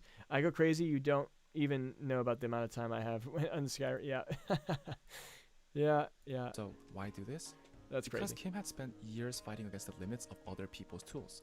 When you build your game inside someone else's engine, you can only do what that engine lets you do. You're always working within someone else's boundaries. Kim wanted zero limitations. He wanted a system built to do exactly what he needed. A huge open world with no loading screens, combat that felt a specific way, and visuals that push the limits of what online games can look like. Building their own engine also meant Pearl Abyss didn't have to pay licensing fees to these companies, which helped them keep more of their earnings. Kim didn't stop there. After Black Desert succeeded, Pearl Abyss started building a brand new next-generation engine built to work across PC, console, and mobile all at once. Kyungin Jung, CEO of Pearl Abyss during 2019, said, "We're building a new engine with a 5 to 10 year vision. To compete with the world's top games, we felt we needed to take a leap forward. The goal wasn't just to keep up with the competition, it was to get ahead of them." Well, based on what we saw from the Digital Foundry videos, it looks like they've done that. It really does. Released in South Korea in December 2014, Black Desert Online was unlike anything the MMORPG world has seen. The graphics looked too good for an online game, and the combat was just amazing. The open world had a player-driven economy, node management, guild wars, and life skill systems like fishing, farming, and crafting. There was something for everyone. It was, as Kim described it, the first game where he made every single decision from start to finish. No one overruled him. No compromise forced by outside pressure. Just his vision, fully realized. Black Desert Online spread worldwide. It was first published in Korea through Kakao Games before Pearl Abyss took back full control in 2019. By then, the game had launched in over 150 countries, been ported to Xbox One and PlayStation 4. Wait, so why did they? So they had a different publisher early on. Did that go bad? No one over before Kakao Games. I wonder if there's a story there. Pearl Abyss took back full control in 2019. By then, the game had launched in over 150 countries, been ported to Xbox One and PlayStation 4. Or maybe they just bought them out because they wanted the profits themselves. And the mobile version had racked up over 3 million pre-registrations globally. The studio that started with 10 people had grown into one of South Korea's major publicly traded game companies. Yeah, here we go. Crimson Desert, baby. Dale Kim never stopped building. After Black Desert, Pearl Abyss announced a whole lineup of new games, all built on their next-generation engine. Crimson Desert, Plan 8, and Tokebi. Of all of them, Crimson Desert became the studio's biggest bet, a massive action RPG that aimed to compete with the best games in the world. Yeah. Development took years, with multiple delays as the team pushed it. What was the first one? 2025 was when it was supposed to launch the first time? Okay, that's not too bad. Limits. No, it was earlier, right? It was definitely earlier. He just didn't show any of the earlier ones, right? I won't go all the way back here, guys. Sorry. Everyone that played BDO I spoke to has been like us. Yeah. And okay, Keiko made it really pay to win. So that's the story, Fire Kingster. That's good to know. 6,000 hours. Someone needs a job.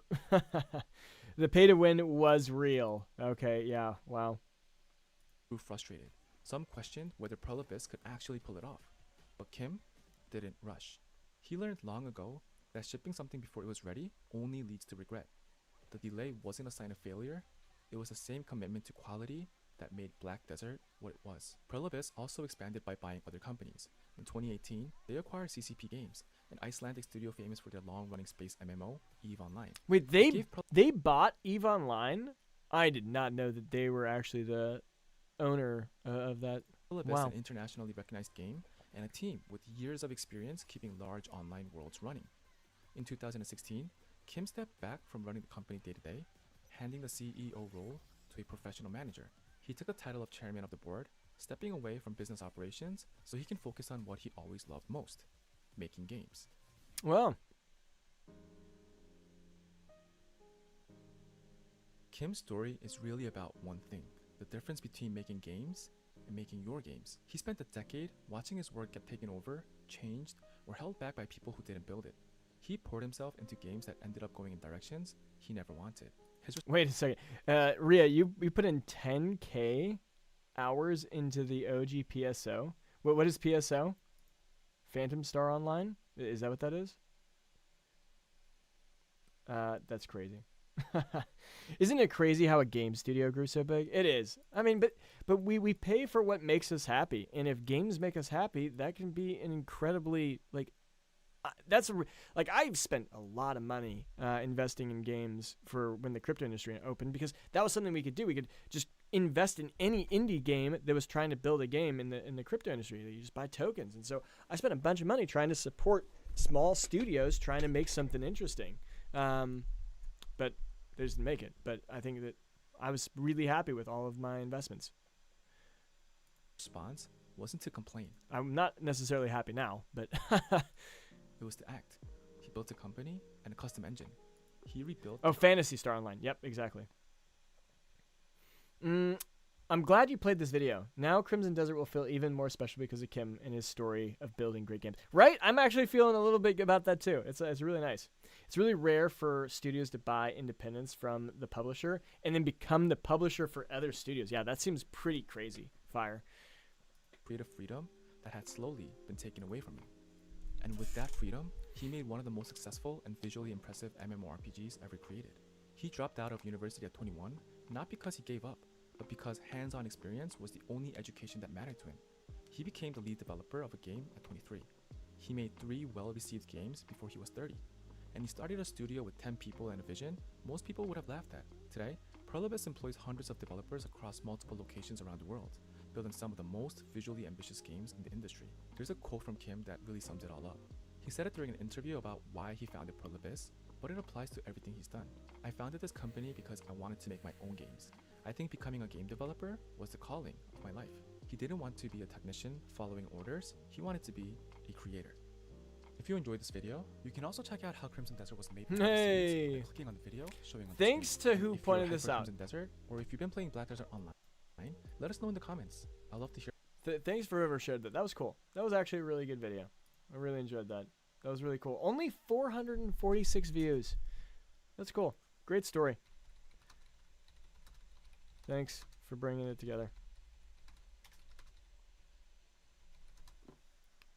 Fucking hell, man. I wish I could type and talk and spell. Alright, awesome. That's that. Okay. That's it, folks. I think that's it. We're gonna sit back, check out my paint. How we looking? All right. Do we like the outfit? Should I bring it out? Should I wear this in my stream when we kick this off? Or is it silly? Is it silly? I'm gonna wear it either way. I want to hear what you guys think. I mean, I tried to make it as realistic to his look as I could. I got the scarf, I got the fur, and then I actually have an armband that's kind of gladiator-like, but it's not necessarily as on theme. But that's what we got, everyone. I want to say, great stream. Monday, we're gonna be meeting up with Squirrel. And she will be breaking down all the stuff she's learned from Windrose. I'll be breaking down everything I've learned from Crimson Desert. We'll just be doing a little exchange, trying to just get people pumped for this year of games. There's so many great games coming out this year. I can't even. It's like we're going to have so much good stuff to play. Like, Crimson Desert could last, weeks, months, maybe even the full year. But we have all these other good action fantasy games coming out towards the end of the year.